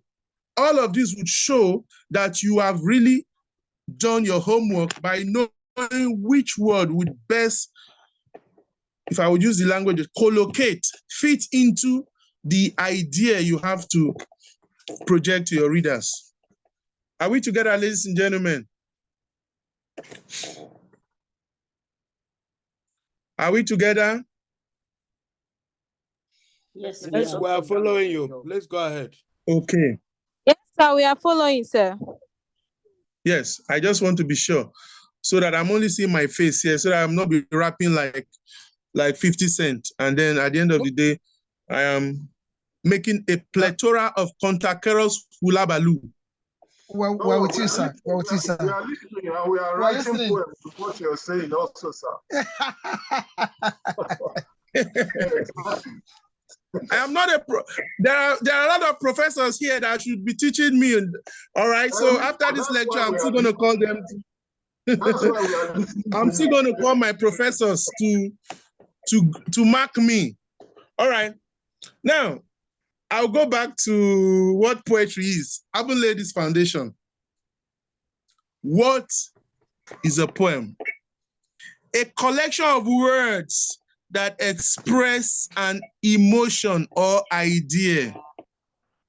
A collection, group of words that express an emotion. Now, that emotion or that idea will choose the words that would best fit it.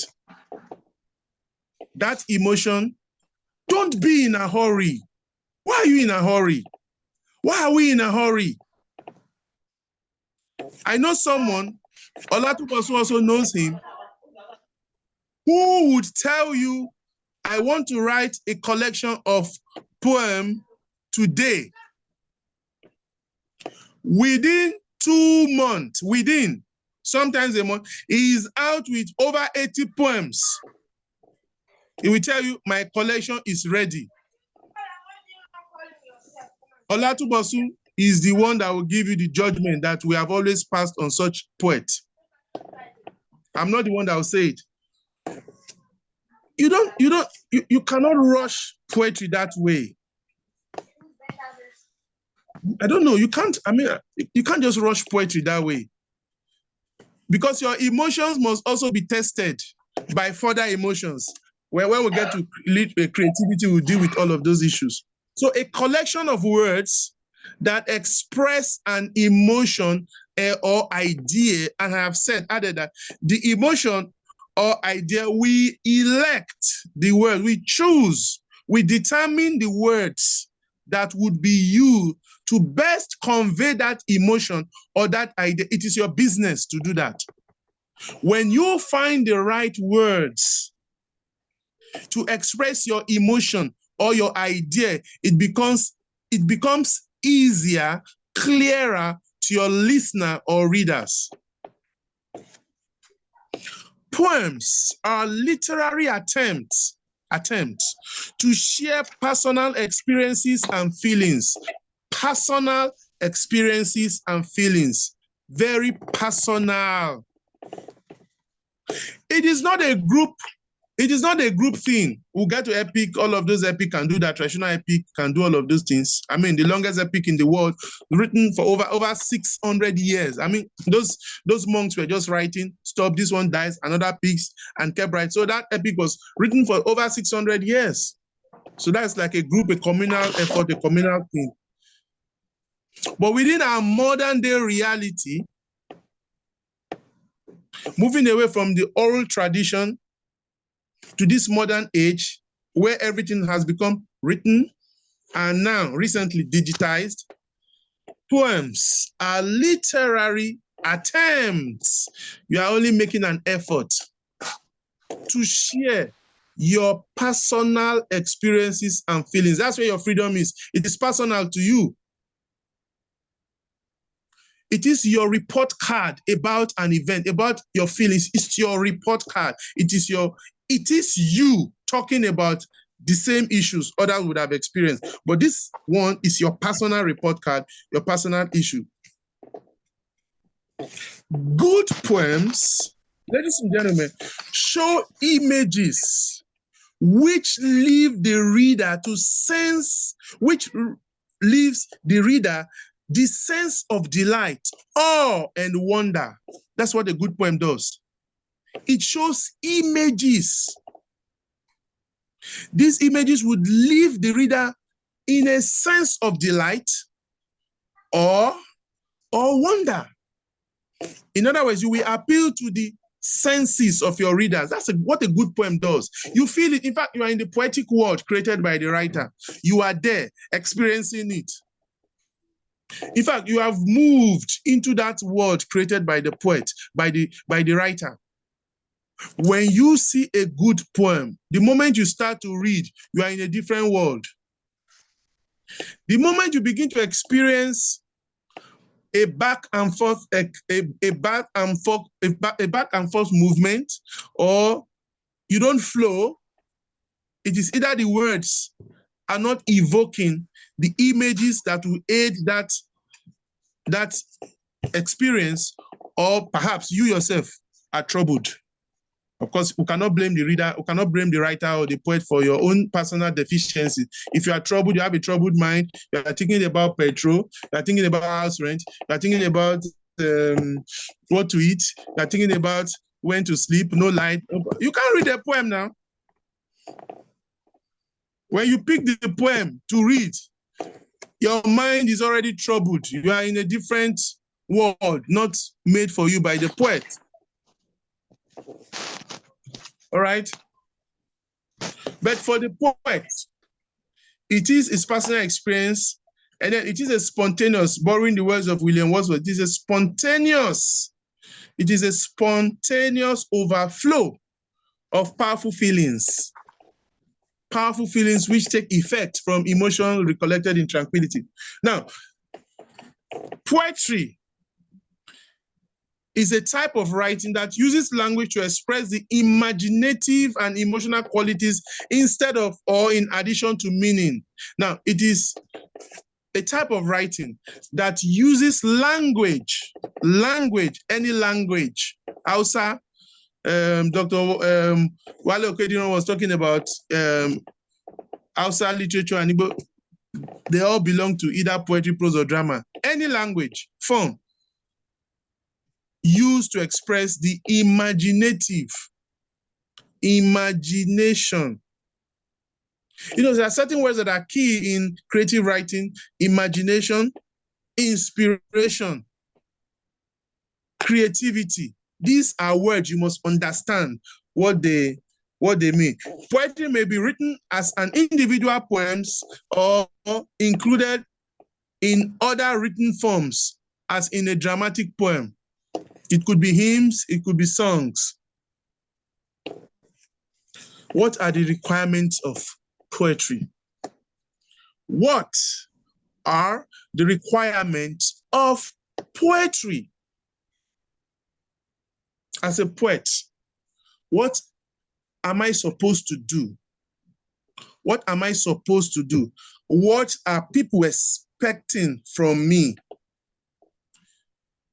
It requires creativity, it requires emotion, it requires artistic quality, it requires logic. I'm going to stop there. It requires creativity, emotion, artistic quality, logic.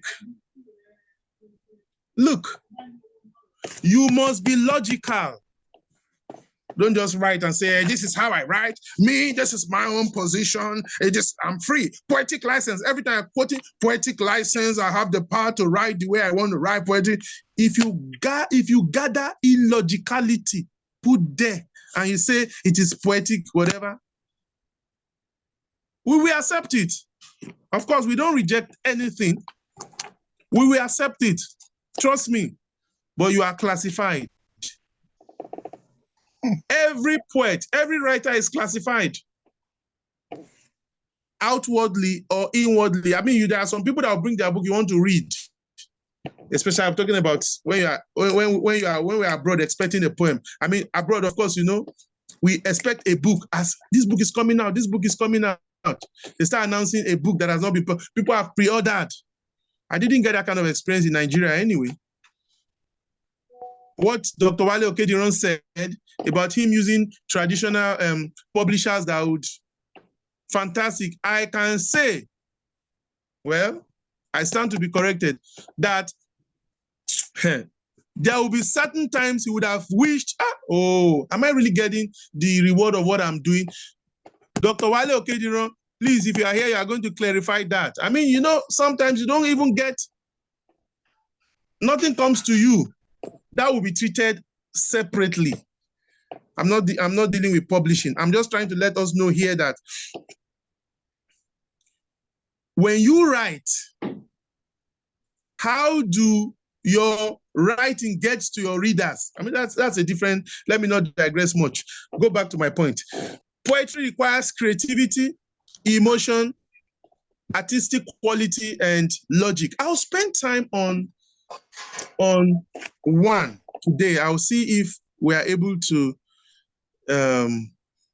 get to the end. Creativity. How do you create? How do you create? What are you creating? How do you create? A simple answer is to say that you are inspired to create. That has been the traditional point of view. Out of inspiration. You create out of inspiration. The big question is, who is inspiring or what is inspiring you? We are all inspired differently. Do you know, I've not carried out any statistics. All of these are just hypothetical. Some write because they have the burning desire to give out their ideas. They have a message to pass to the world. That's what motivates them. Their inspiration comes from that desire, that inborn dissatisfaction, restlessness to project their ideas. They feel they have a message that people must share. That's why some write. Some write out of fun, out of, they want to be popular. They want to be, perhaps I call them celebrity writers. They want to be known all over the, let my name be here, my name be here, my name be all over the, maybe that's why some people write. Some might write because, I think I can be selling these books and making money. Some write for making money. So and of course, there are various other reasons. The question now is, what is inspiring you as a writer? What inspires you? And then some write, we can put all of this together. The inspiration by which the writer writes has been the greatest argument, has been the bone of contention from the classical times till the present, what is inspiring you to write? Who are you writing for? When we cast our mind back, some group of thinkers or writers feel your inspiration is coming from your thoughts, your thought process. Why some feel your inspiration is coming from what you see and feel. These are the two strong opposition. What you think, imaginative, what you imagine. So, when you operate at that level of thinking, you are dead to the present. Your mind is fixed in a world, in a different world, perhaps the Platonic world, or the world of forms and ideas, as Plato would call it, or if you want to move into the realm of the spiritual, the world of the spirits. Apologies to Olatubosun, humans and other beings. The world of the divine, the world of endlessness, the world of purity, the world of perfection. So you are tapping into that word to recreate, so that the word of imperfection would copy or imitate, or at least have a mirror to look themselves, to look at their reality from. So that thinking simply argues, those group of writers or thinkers feel your creativity is a product of your ability to tap into higher ideas that are not necessarily present. And I don't know, writers in the house, I don't know, it is you who would answer this anyway. I don't know whether or not when you pick up your pen to write, your mind moves into that kind of realm these other guys talk about. Your mind moves into a world that you see, and then you are only creating that world. You are concretizing it in your poem. So, writers in the house, you're going to share your experience on that. How do you create? Certain group of people see it that way. Another group will tell you creativity is experiential, is what I experience, is what I see, is what I feel that I write about. So what inspires me are the things I see, feel, read, observe. So, these two arguments stand strong in the business of literary creativity. And over the years, these two positions have produced great thinkers, right from the classical times down. Highly contentious. If you read the argument from these two groups, in fact, you see yourself oscillating. At one point in time, you are saying, yeah, I get my experience, I get my ideas from the metaphysical, from the spiritual, from dreams, from whatever. At some point, you just see yourself, oh, no. I get my ideas from what I feel, from what I experience, from what I see, from what I read. If you see yourself going back and forth, swinging, it is you who determine the extent of your creativity. You would know a larger portion of my work is a product of getting inspiration from the divine, from the other world, or from what I see. And let me just make it clear, you cannot just stay on one position. Going by my experience, certain poems I write are products of my imagination. They come, as a matter of fact, I can just pick up my poem. I'm in another world. What I see are the things I write. But again, I would sit and experience things around me and begin to write. In the classical times, when you write things about what you see and put them, they'll just say you are just like a historian. You are documenting fact in literary creativity. I mean, that's those period. But right now, we all know, from my experience, I put these two together.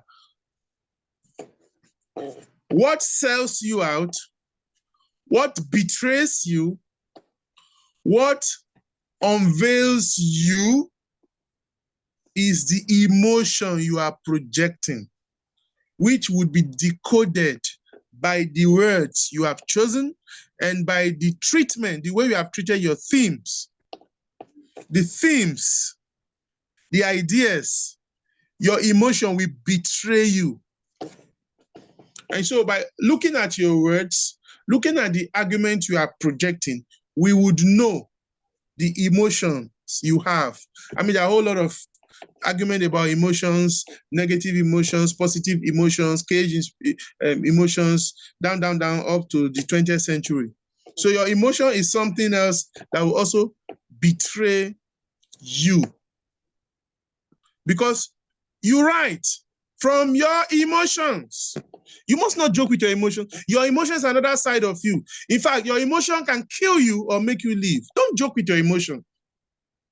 Anger, pain, joy, happiness, all of these are part of you.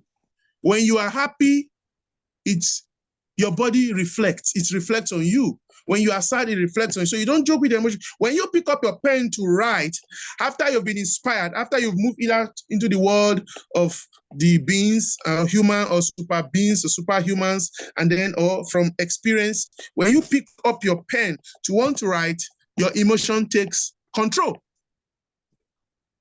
You either control your emotions or your emotion will control you. And so, no wonder Wordsworth said, poetry is a spontaneous overflow, he said, of powerful, it's a spontaneous overflow of powerful feelings, which take effect. Now, it's not just a spontaneous overflow of powerful feelings. A spontaneous overflow of powerful feeling is part A. Now, he said, a spontaneous overflow of powerful feelings, part B, which take effects. It must take effects from emotions recollected in tranquility. The emotion is recollected in tranquility. The emotion is recollected in tranquility. That is when you begin to control your emotions. You are recollecting, you are trying to, okay, don't just put everything the way, raw. You have to begin to control your emotion, where you become the God who kills, who destroys, and who make alive. That brings us to the third part, which is artistic quality. You've got your creativity from, you've been inspired to create from whatever source, from whatever environment, from whatever position or location, and then you've brought your emotion into it. You have to control that emotion. How? Through artistic quality. That is where you will be tested by not just you, but by your readers. It is your readers who would judge the texture of your work.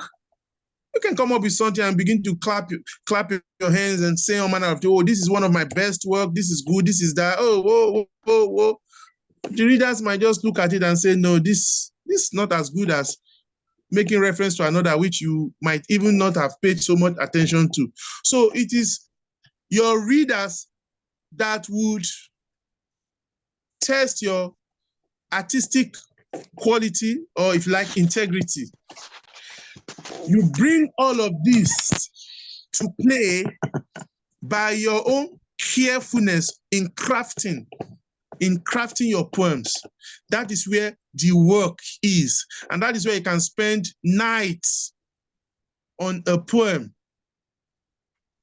weeks on poems, years on a collection. And that doesn't even mean that you spend a year in a collection, doesn't mean the collection will be better than the one that has spent 6 months. However, you have tested your emotion to say, this is good to go. Once your emotion is tested, it is good to go. Fine. You have satisfied yourself that you know within you, this is not rushed. This is how I want it.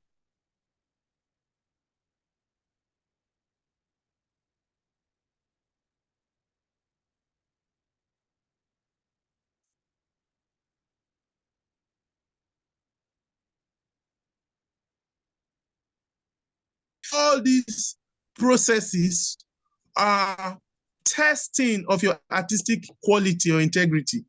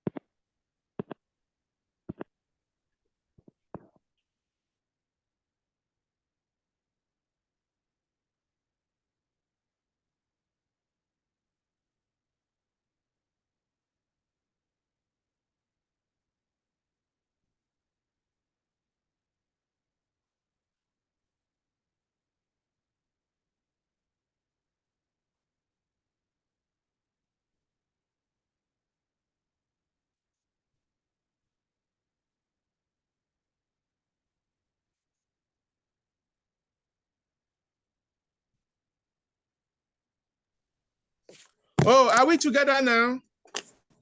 Yes, we can hear you now. Okay, I was disconnected. Please, I'm back. So I was saying that after you've passed through the first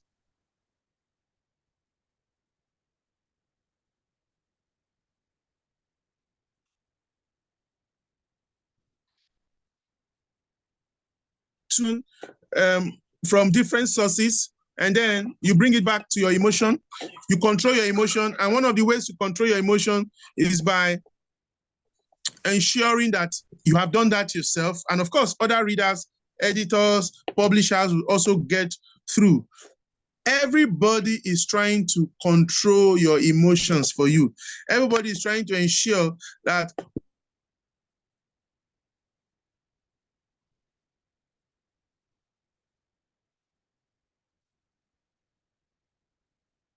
you are bringing out the best of your idea. Your best idea is what you are bringing out to the world. So everybody wants to ensure that you are not disserviced, or you have not minimized your ideas or your potentials. So it is not a fight. When they try to help you to make your poem or your creative work get into a particular way, it's just another way of helping you see that, will this be the best way to express yourself? And of course, nobody would fight you for sticking to your ideas. It is your work at the end of the day. But that it is your work doesn't mean experts, colleagues that are good would not have one or two things to say about your work. That is how your work is tested. That is how the artistic integrity is tested. That is how the artistic quality is tested. So as to bring out, of course, the last point I have here, the logic. The logic. When people question what you have written, when people ask critical questions,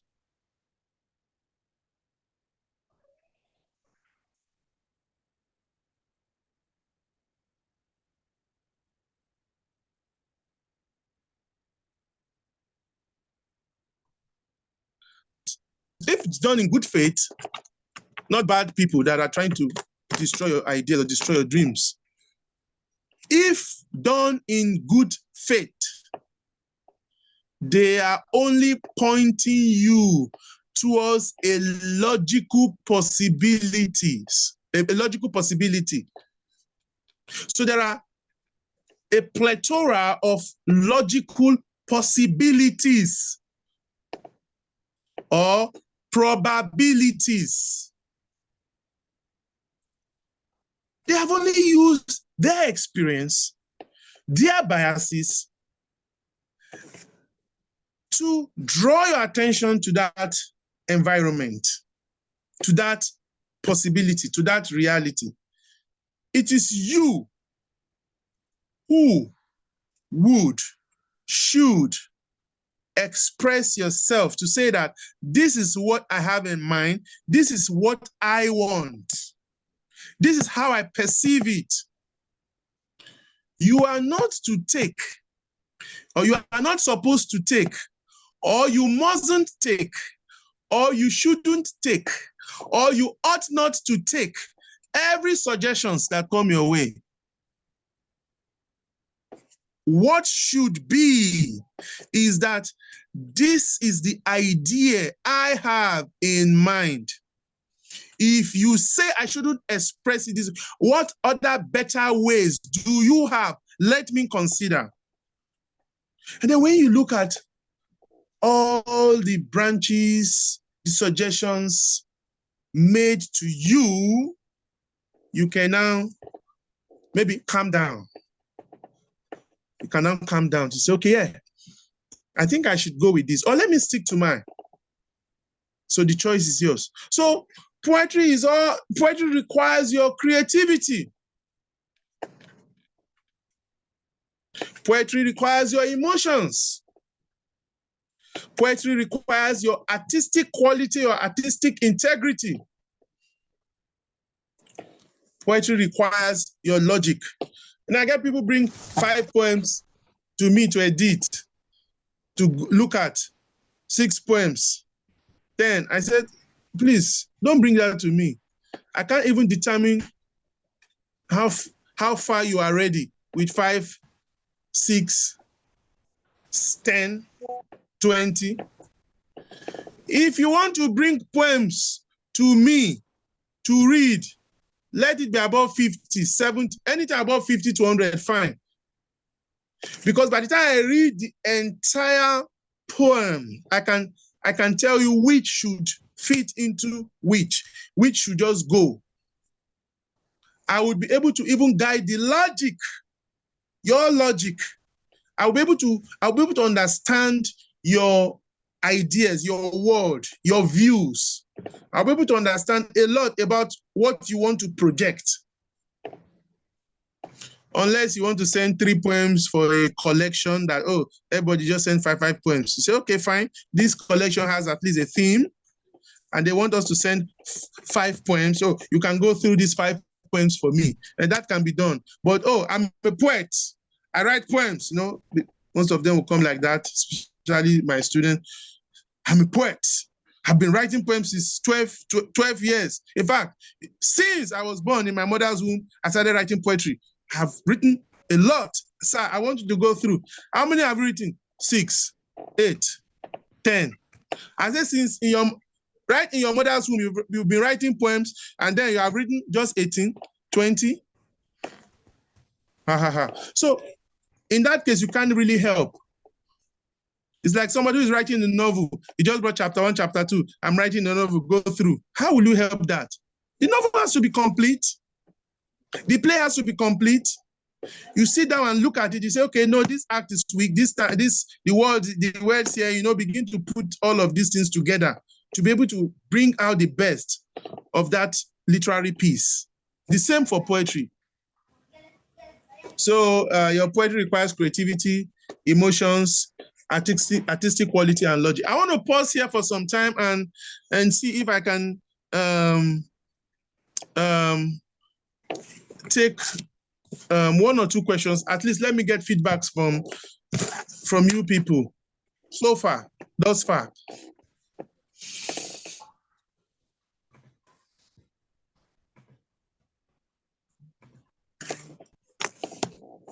Are we there? Yeah. So I'm expecting any question from anybody. Deborah is on my putting her hands up. Deborah, please, you can move on and say what you ask your question. Deborah. All right, sir. Good morning, sir, and everyone. Please, can you hear me? Yeah, we can. Yes, I can. All right. Okay, thank you very much for the teaching on the poetry requirements. At least I was able to grab that you said creativity, emotion, artistic quality, and logic are part of the poetic requirements. My question is on the artistic quality, because that you said that is the stage of you giving out your work, or the poet giving out his work to editors to determine the emotion. So my question is, what if the feedback the person receives is not the best option to the work, but because it's under traditional publishing and then there is commitment, and should the person go ahead to publish it based on the feedback he or she got from the critics? That's the question I want to ask. Okay, fine. Any other question?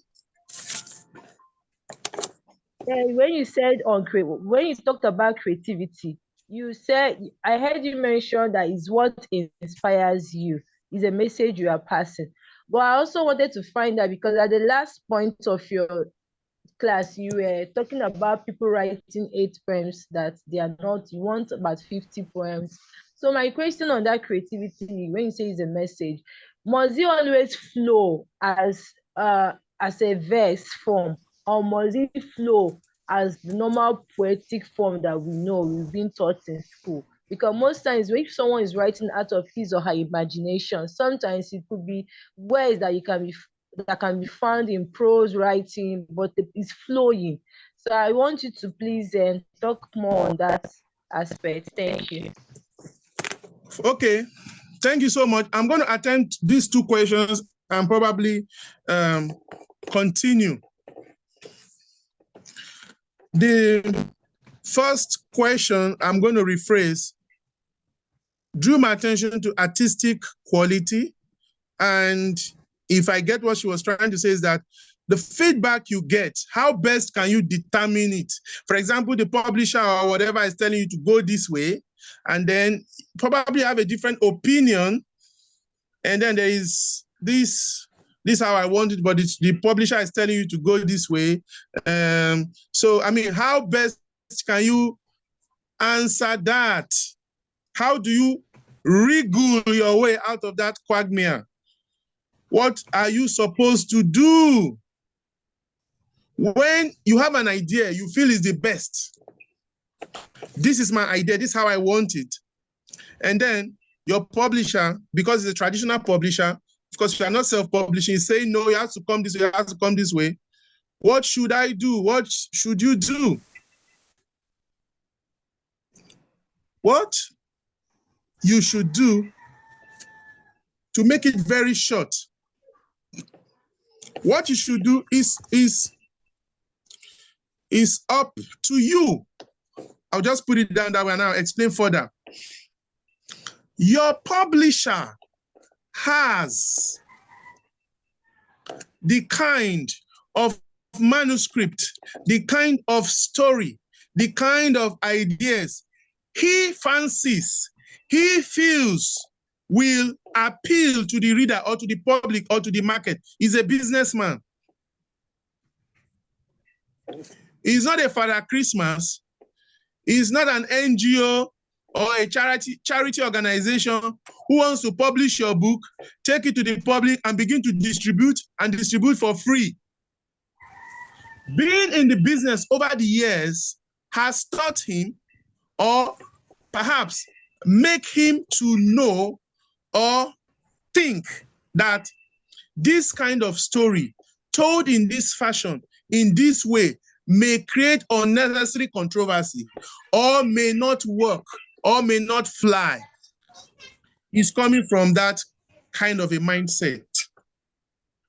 On the contrary, you are coming from oh, this is how I want it. This is my idea. This is the best way to put it. This is just how I want people to read it. You are coming from that view. Both of you cannot kiss. You are quarreling. So what will happen? I think people should share their experiences on that. Some would have got their manuscript rejected. They just take it. No, don't worry, don't publish me. Some have gone through that lines. Others would go the way of the publisher. It's not hard and fast rule. It is your story. You needed help from different people. Why is he or she asking you to do what you are supposed to do? And then you, why are you refusing? Conviction. Is your conviction strong enough to say, no, leave it? Don't forget, manuscripts are rejected by ABCD on grounds that would make another publisher accept and publish such a manuscript. Manuscripts that are rejected today but published tomorrow have become bestsellers. It is all about you, your conviction, your drive, your belief, and your ruggedness. If you believe in your story, don't touch it. This is how I want it. Get a publisher that will say, okay, I will not touch it. Come ye, wholly publish and distribute. If you go, I know publishers that will just read you through your poem. They don't even change anything. If you give them 10 or 100 poems, they will not even, that is how they will publish it. You think they have time? My guy, bring your money. You pay them their money, they publish, take your stuff, and boom, you are off. They don't care. Some will fight you, and fight you to the point of comma, full stop, comma, full stop. You are a bad poet. There should be comma here, there should be colon. Some will fight you to that extent. That is one. So it is up to you to stick to your conviction or to allow the superior argument of your publisher to prevail. In any case, he's going to be the publisher. If you say no, you have to look for another one that will say yes. Otherwise, the book remains in your wardrobe.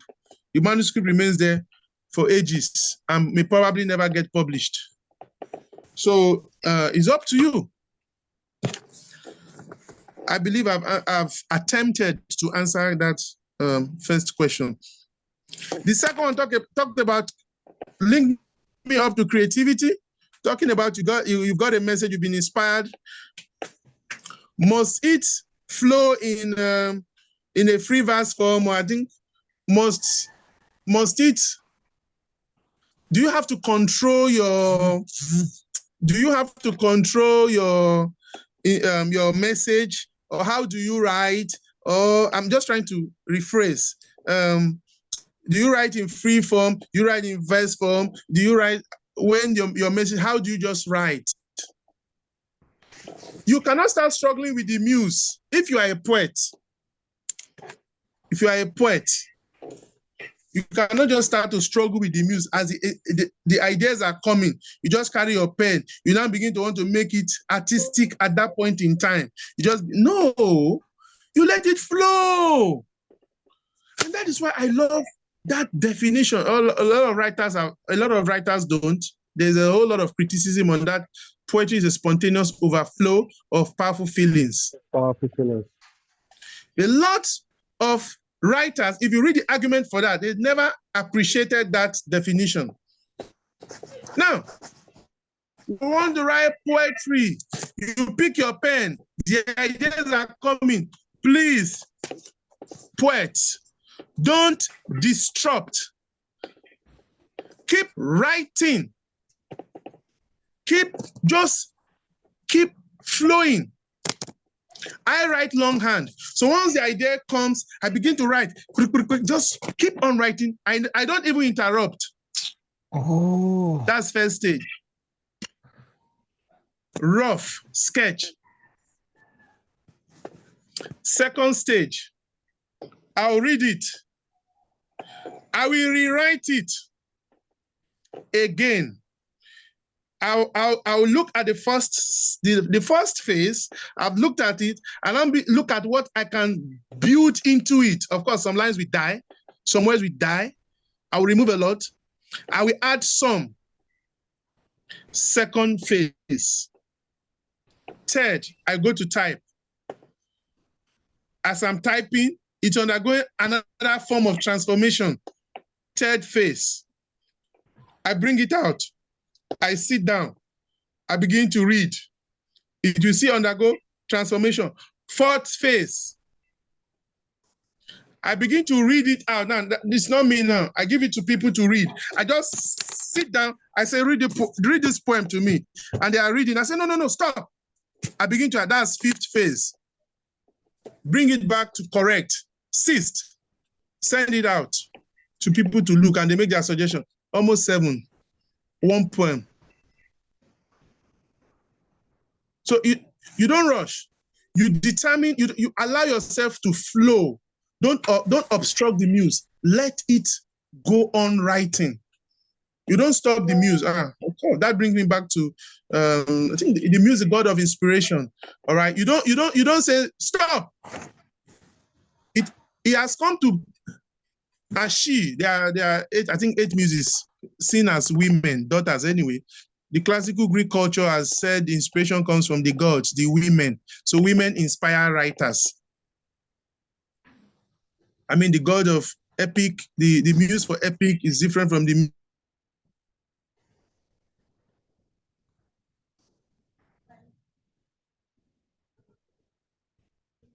so if you are visited by the muse of dramatic art, you don't go write history or you don't go write lyric. So the muses come to bless you. And then when you get the inspiration to write, you don't obstruct. Keep writing. Write straight, and don't stop. When you are done, the story, you are writing a story, even if it is poetry. One of the definitions I've given about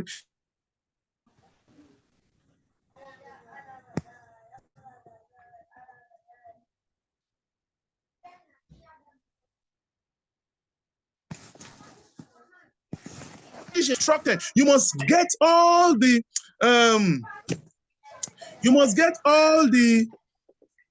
information, all the events. You must get all the events in the story. You must get all the events. It's like getting all the episodes. It's like getting all the acts and scenes if it is a play. All right. If it is a novel, it's a story, it's like getting all the various episodes that makes. So poetry, you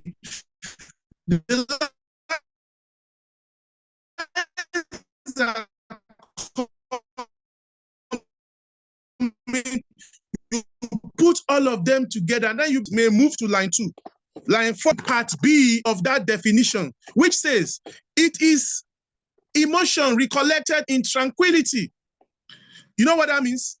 First and foremost, it is a spontaneous overflow of powerful feelings. You must not stop. It is a spontaneous overflow. It is spontaneous. Don't determine what you will do with that. Don't determine what you want to do with it at all. Let it come out. And then you apply the second part, which is it will now take its force. It will now become a poem. It will now become alive. It will come alive. You will give it mind, a mind of its own. You give it a flesh. You give it all those things that will make it a living soul. I'm referring to the poem. You now begin to give it all of that when you are now alone, in solitude, or emotion recollected in tranquility. Then you are interacting with yourself. You are bringing artistic quality. You are bringing in logic. You are controlling the emotion. You are bringing in creativity to bring out that poem alive at that point in time. Never you stop the muse. When it is coming, just write it. You might be writing rubbish in your own words. In your own, you might think you are writing rubbish. No, by the time you sit down to put them, build it together, everything will come alive. And I hope that helps.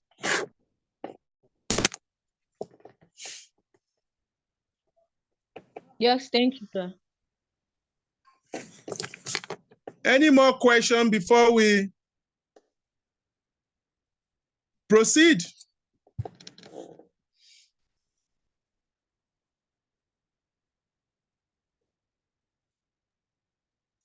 I have a question, sir. Okay. Can I go ahead? Feel free to go ahead. Sir, you talked about the modern form of poetry. Oh, good. Use of spoken words.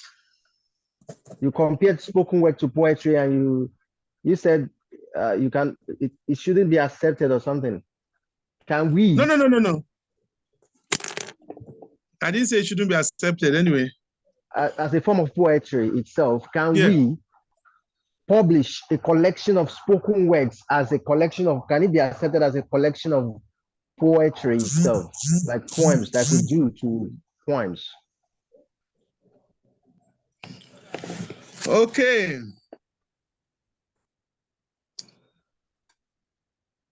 Can it be published as a collection? Yes, sir. Okay, I'm going to answer that. Spoken words by its nature are longer than most of the poems that we used to have in collections. Yeah.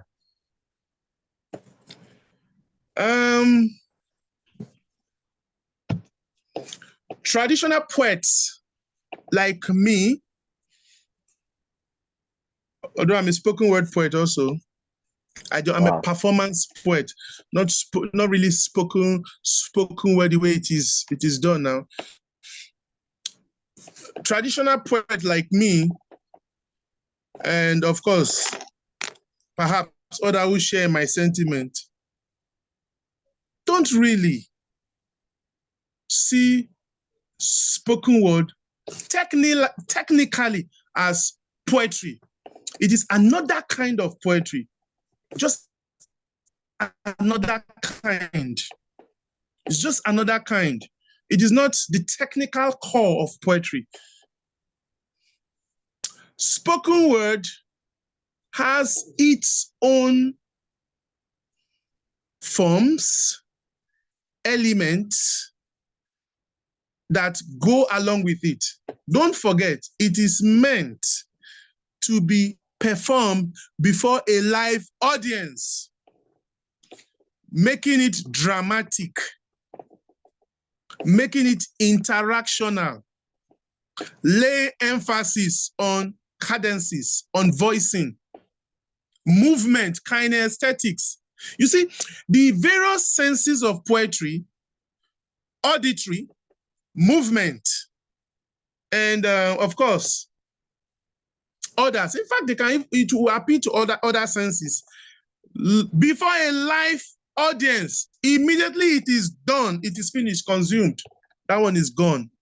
When you visit that performance again, it's in video form, and it is a different experience altogether.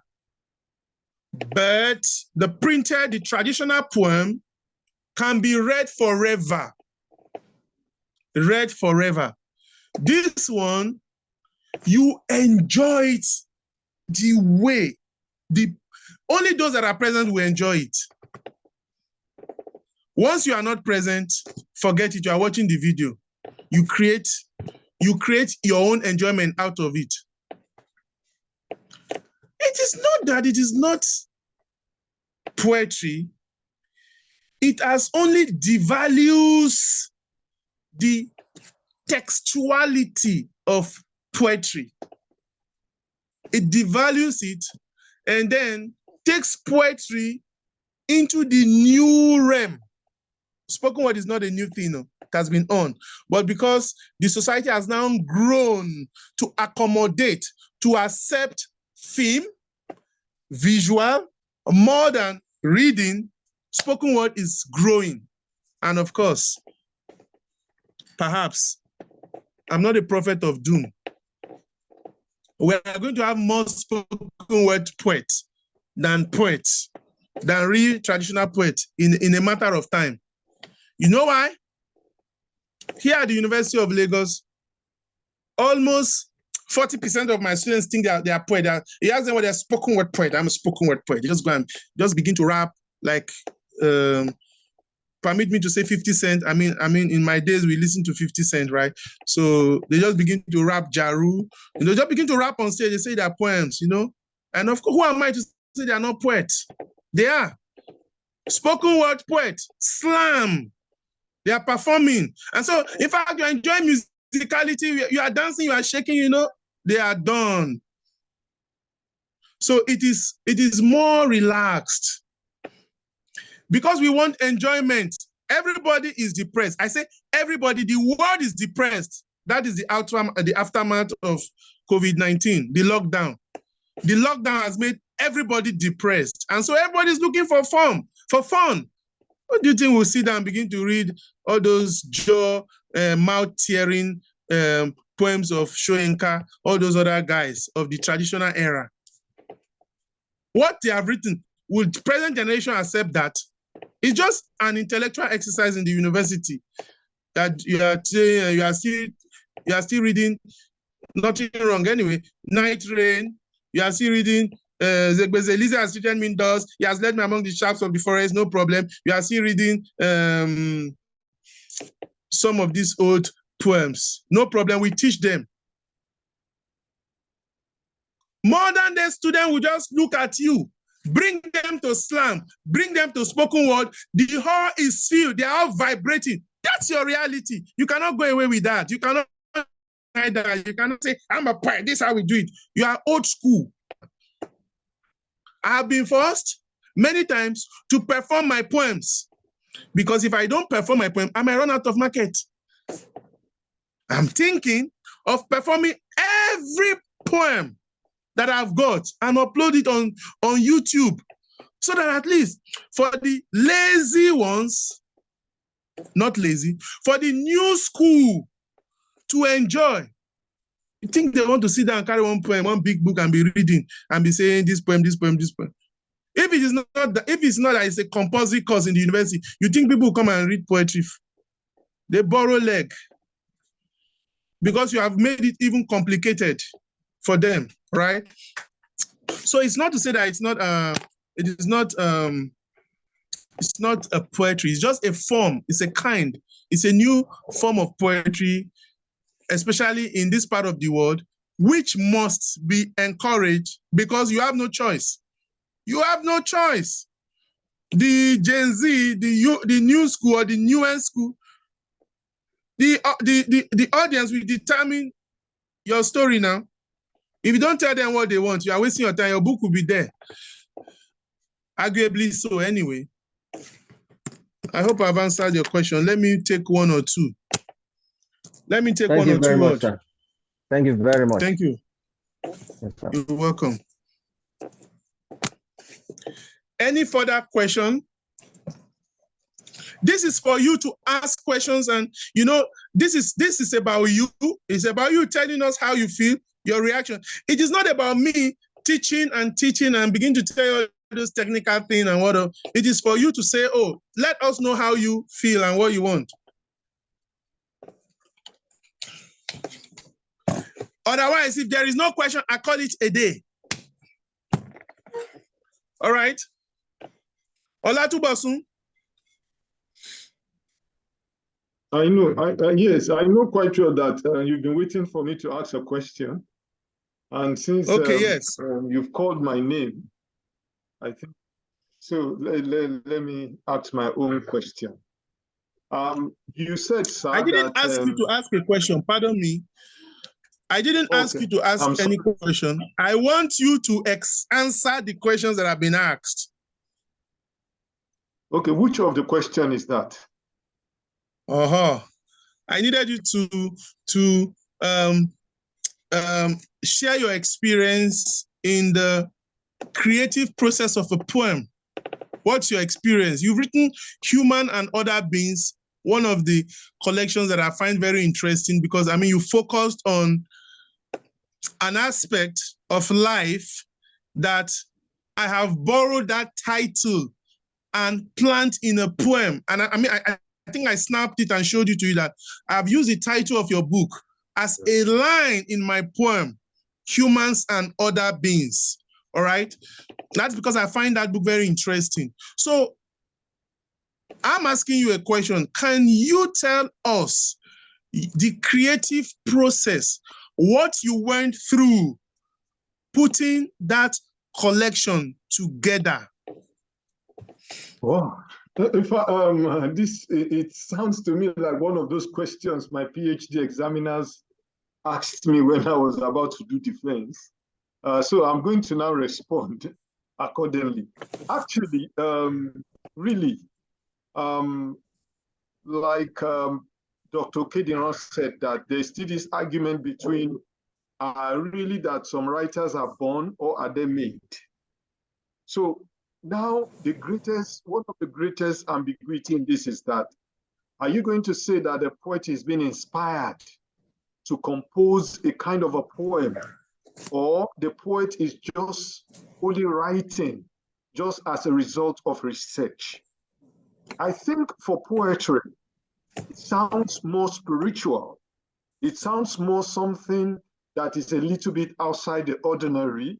Then at the later stage, the person can now try to edit, proofread, and try to put other things into it. Now, going back into my Humans and Other Beings, when I conceived the inspiration to write that poem, or the collection itself, what came to my mind was that I wanted a collection that is not going to be the normal type of collections you can find here and there. And one of the questions I asked myself was, what kind of collections can I put up that you can't find it around? And now look, I said, okay, can I attempt the metaphysical? That is the spiritual poems that you can relate to at the level of the spiritual.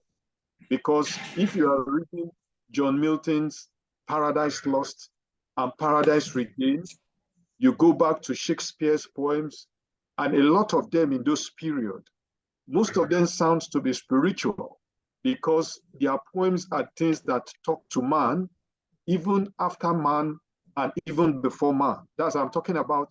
They try to capture you, they try to capture me, they try to capture every one of us in a way whereby we can find interpretation. So I was searching to a way to approach my own collection from this angle. So I decided to go into the Yoruba metaphysical world, because I know quite well that for the English, a lot of them, they've captured that. And for Asian people, they've captured the Chinese people also. You are one of the experts in Chinese literature and whatsoever. You know that those people, they've done a lot. So I now said, okay, let me go for the Yoruba metaphysics aspects of life. But when I tried to research and understand what is happening in that aspect of life, I found that it was deeper than even what the people who are following, who are the followers, the people that are the worshippers of some of all these things, they don't really understand what they were doing. Even the priests may not be able to explain the lines that he's using, because most of his lines were handed over to him by, let me say, about another 3 generations down into the 18th and the 17th century among the Yoruba people. So I now said, okay, if that should be the case, let me try to research and see how I can come with this. One of the major persons I went to was one Professor Sophie Uluwole. She's late now. She happens to be she's the first female professor of philosophy in the entire Nigeria and West Africa. She's regarded as a witch. That's the way people call her. In fact, the first attempt when I tried to look for that woman, somebody told me, said, "Guy, do you want to become a wizard? You don't go to this woman. This woman is diabolic." In fact, the more they said this, the more I got interested. So really, I searched for that woman. She's already retired out of the university. She got a house in one deep forest-like place. And, just the woman is living an esoteric life to say. So I just have to go and look for this woman. I knew quite well that this woman has a lot. From what I've read about her, I knew she has a lot. So when I got to her, that's how this poem, the collection, I came about the collection. So when I got to this woman, the first time we got there, this woman, when the woman saw me, after the interaction, she now said, "Wow, you are one of those people I've been looking for, because we need people like you to help us out." I was now trying to look at her language. We need people like you. Does it mean we've entered into initiation? As now you are one of us. I was like, okay, you know what is going to happen? I'm not going to eat in this woman's house. Immediately, the woman said her maid should prepare food for both of us to eat. At that level, I was a little bit scared again, being a young man. This is a old woman, and they prepared the food. She now said they should put the food in the same plate for both of us to eat. At that level, I said, oh, they said it that she's a witch.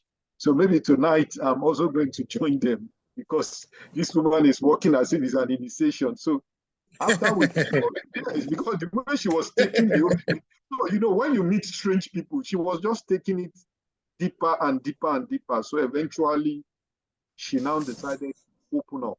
When she opened up, I started listening. She gave me a lot of materials. She told me a lot of things that I never knew.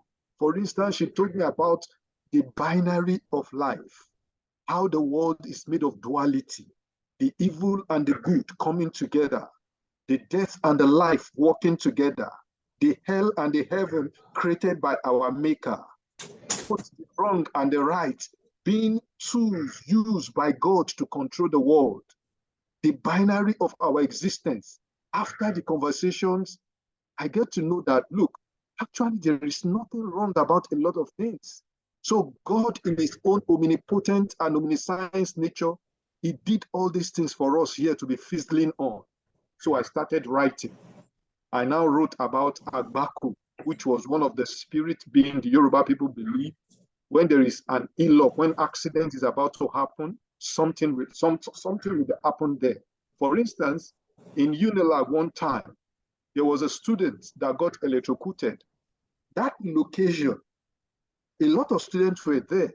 They left. Some people came there. But when one particular girl got there, that was when there was a spark and the cable fell on her and she died. When I got to that spot, immediately what came to my mind was the spirit of Agbaku. It goes for its own victim, and there's no way you can run away from it. What about Ajay? It's like in Yoruba cosmology, it's like a spirit of gain and profit. Some people, they will put their hand into certain venture, they will fail. Some will put their hand into that same venture, they will make it, because there is a radiance that is upon them that you can't get anywhere. So that was how I started now looking at life from a very deeper perspective, not from the ordinary aspect again. So when an accident happened, definitely there is something spiritual about it. When somebody dies, there is something spiritual about it. At every move of a man, there is something spiritual about it. So I started doing the composition, picking all these strange events, composing poems on them, and trying to capture the spiritual essence of what actually happened there. So I later now brought everything together and now started reworking it. But it all started with Professor Sophie Uduwole. That was how I came about the collection Humans and Other Beings. And I can testify to the fact that several nights when I was composing and writing some of all those things, I do have strange dreams. Some of all those things I'm trying to think and write about, I see them like imaginations. I wake up, I say, why? Even at the point in time, I wanted to stop it because I felt that it seems I'm now being influenced by what I'm trying to compose. But eventually, I was able to put it together. So that's exactly how I came about Humans and Other Beings. Let me try to, perhaps I should try to add from contextualize this within the argument of the classical writers, right? So when you say you were having dreams, when you said sometimes when you sleep, you had some of all these things. Look, you were carrying out a spiritual exercise, and so you are moving into the realm of the spiritual. And so you shouldn't be surprised when you begin to dream about some of these things. It is strongly believed, especially when you study the classical literature, that the gods, the muse, can visit you. They can come to meet you at anything in your dreams. And so those dreams you were having were product of such kind of experiences. You activated the spiritual force, meaning you move into the realm of the spiritual, which is the argument of that category of writers or thinkers, that whatever you write is a product of you are an interface. You are like pencil in the hands of God. I mean, that was why Plato was angry with writers. I mean, he says, why are you respecting writers? Whatever they write, they are not the ones writing. They are only writing from the position of the gods. So don't respect them. Don't give them the credit. In fact, we philosophers are the real people that think about society. These ones are only instruments in the hands of the gods. It is whatever the gods ask them or wants them to do that they do. So in fact, they are not creative. That's the sad part of Plato's argument, is that writers are not creative. They only are inspired by the gods. So they are like an envelope. You just used to post a book, post a letter. So they themselves are not creative because creativity comes to them through divine visitation. So maybe you are a product of divine you are a product of divine visitation.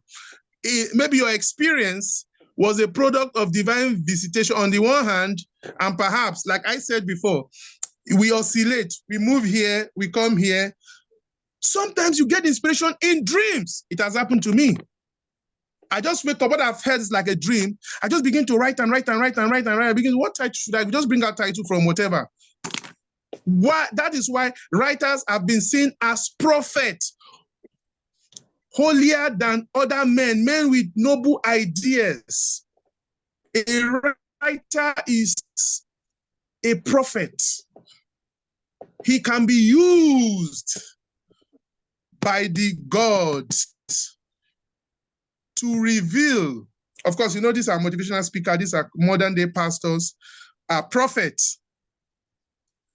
In the classical time, that's the position of writers. Writers. The king has a writer, a poet in his court who would be reading poetry to tell him the history of the society, the laws, the mores, the custom, the rules governing that society is couched, is put in their literature. The poet is there. The explorers, when they started moving around Africa, they had writers, poets in the ship to amuse them, telling them stories, and they'll be laughing. So the writer is someone who has really occupied a highly placed position in the society. And so when you call yourself a writer,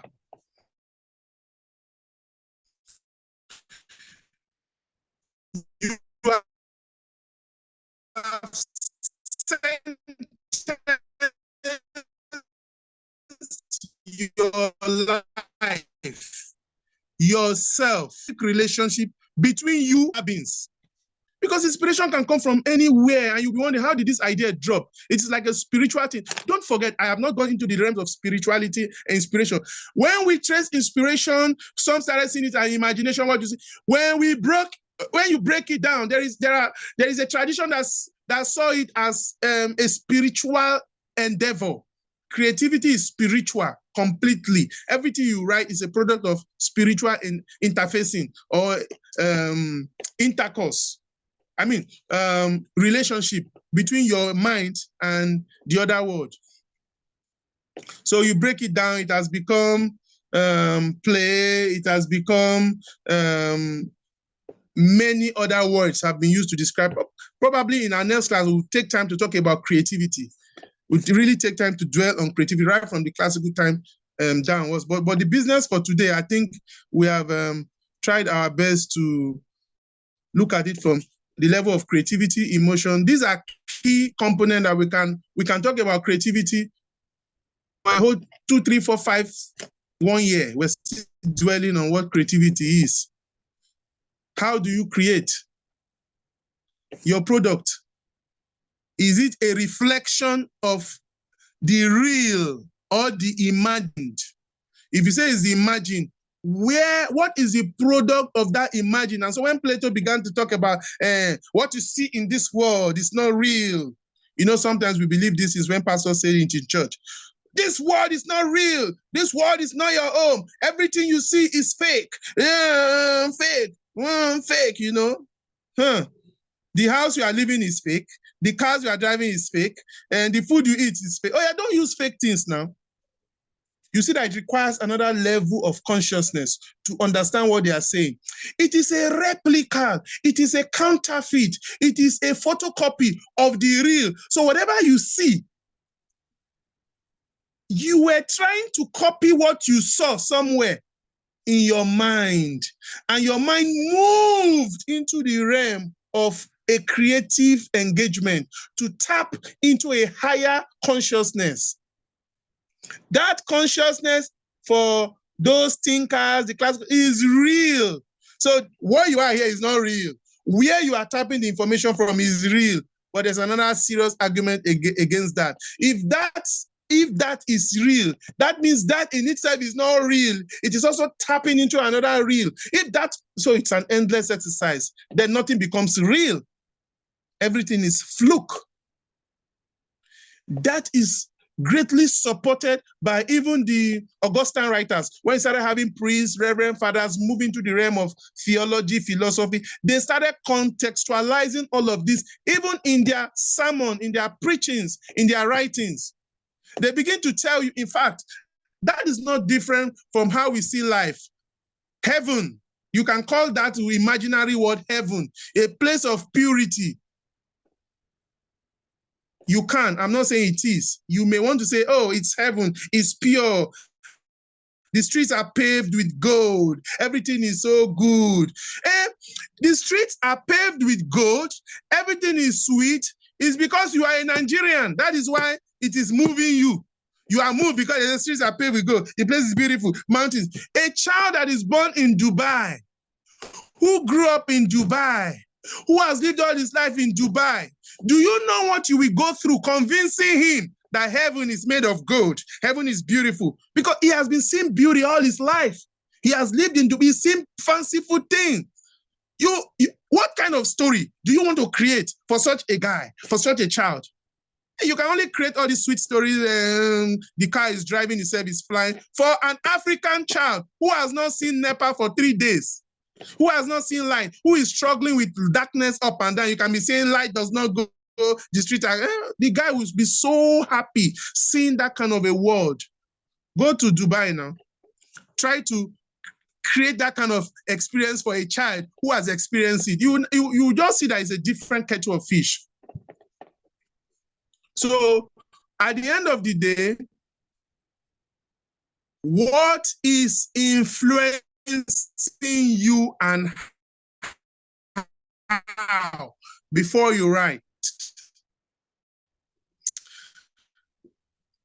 Number 2, What emotions taking into recognition your audience and your theme? We move again. What artistic quality or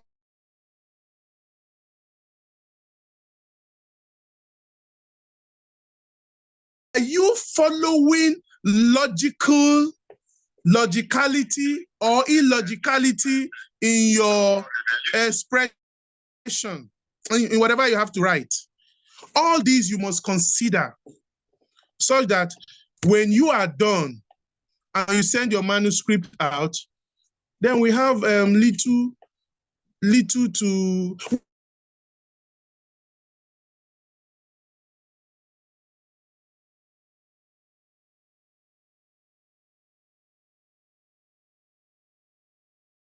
we end this class. I open the floor one more time. I'll take 1 or 2 questions.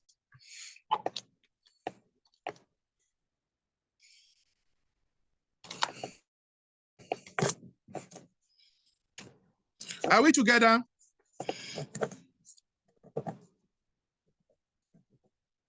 Okay, Olatubosun, over to you. Thank you so much, sir, for the time that you've given out to help us, to enlighten us concerning what poetry is all about. Dr. Charles Akwe, his area of specialization is even on poetry, had to do with both Nigerian and the Asian poetry. He has stayed for a while in Taiwan, studying one of the best poets in the world, who happens to be one of the holders of the Nobel Prize for almost 2 to 3 years, trying to study that poet. So he has a lot to say and understand a lot about poetry and what poetry is all about. So once again, sir, let me say we so much appreciate you from this corner, and we look forward to the next lecture as well, that we'll be able to get more of what we've received today. So thank you very much, sir, and do have a blessed rest of the day. So back to the students in the house. Yes, Prof. I don't know if I thought Prof is still over there, Professor Dandaura. No, just for me to join you to thank Dr. Charles Akwen for the interesting engagement. I really enjoyed it. I also want to thank our other resource person and immediate past president of Association of Nigerian Authors, Malan Denjabdullah, who also has been in the house. Okay, that's great. Yes. Let me thank the administrator of our 2 programs, ARA Aderi Noye, who has been in this house and the other house with me. And I really appreciate the sacrifices.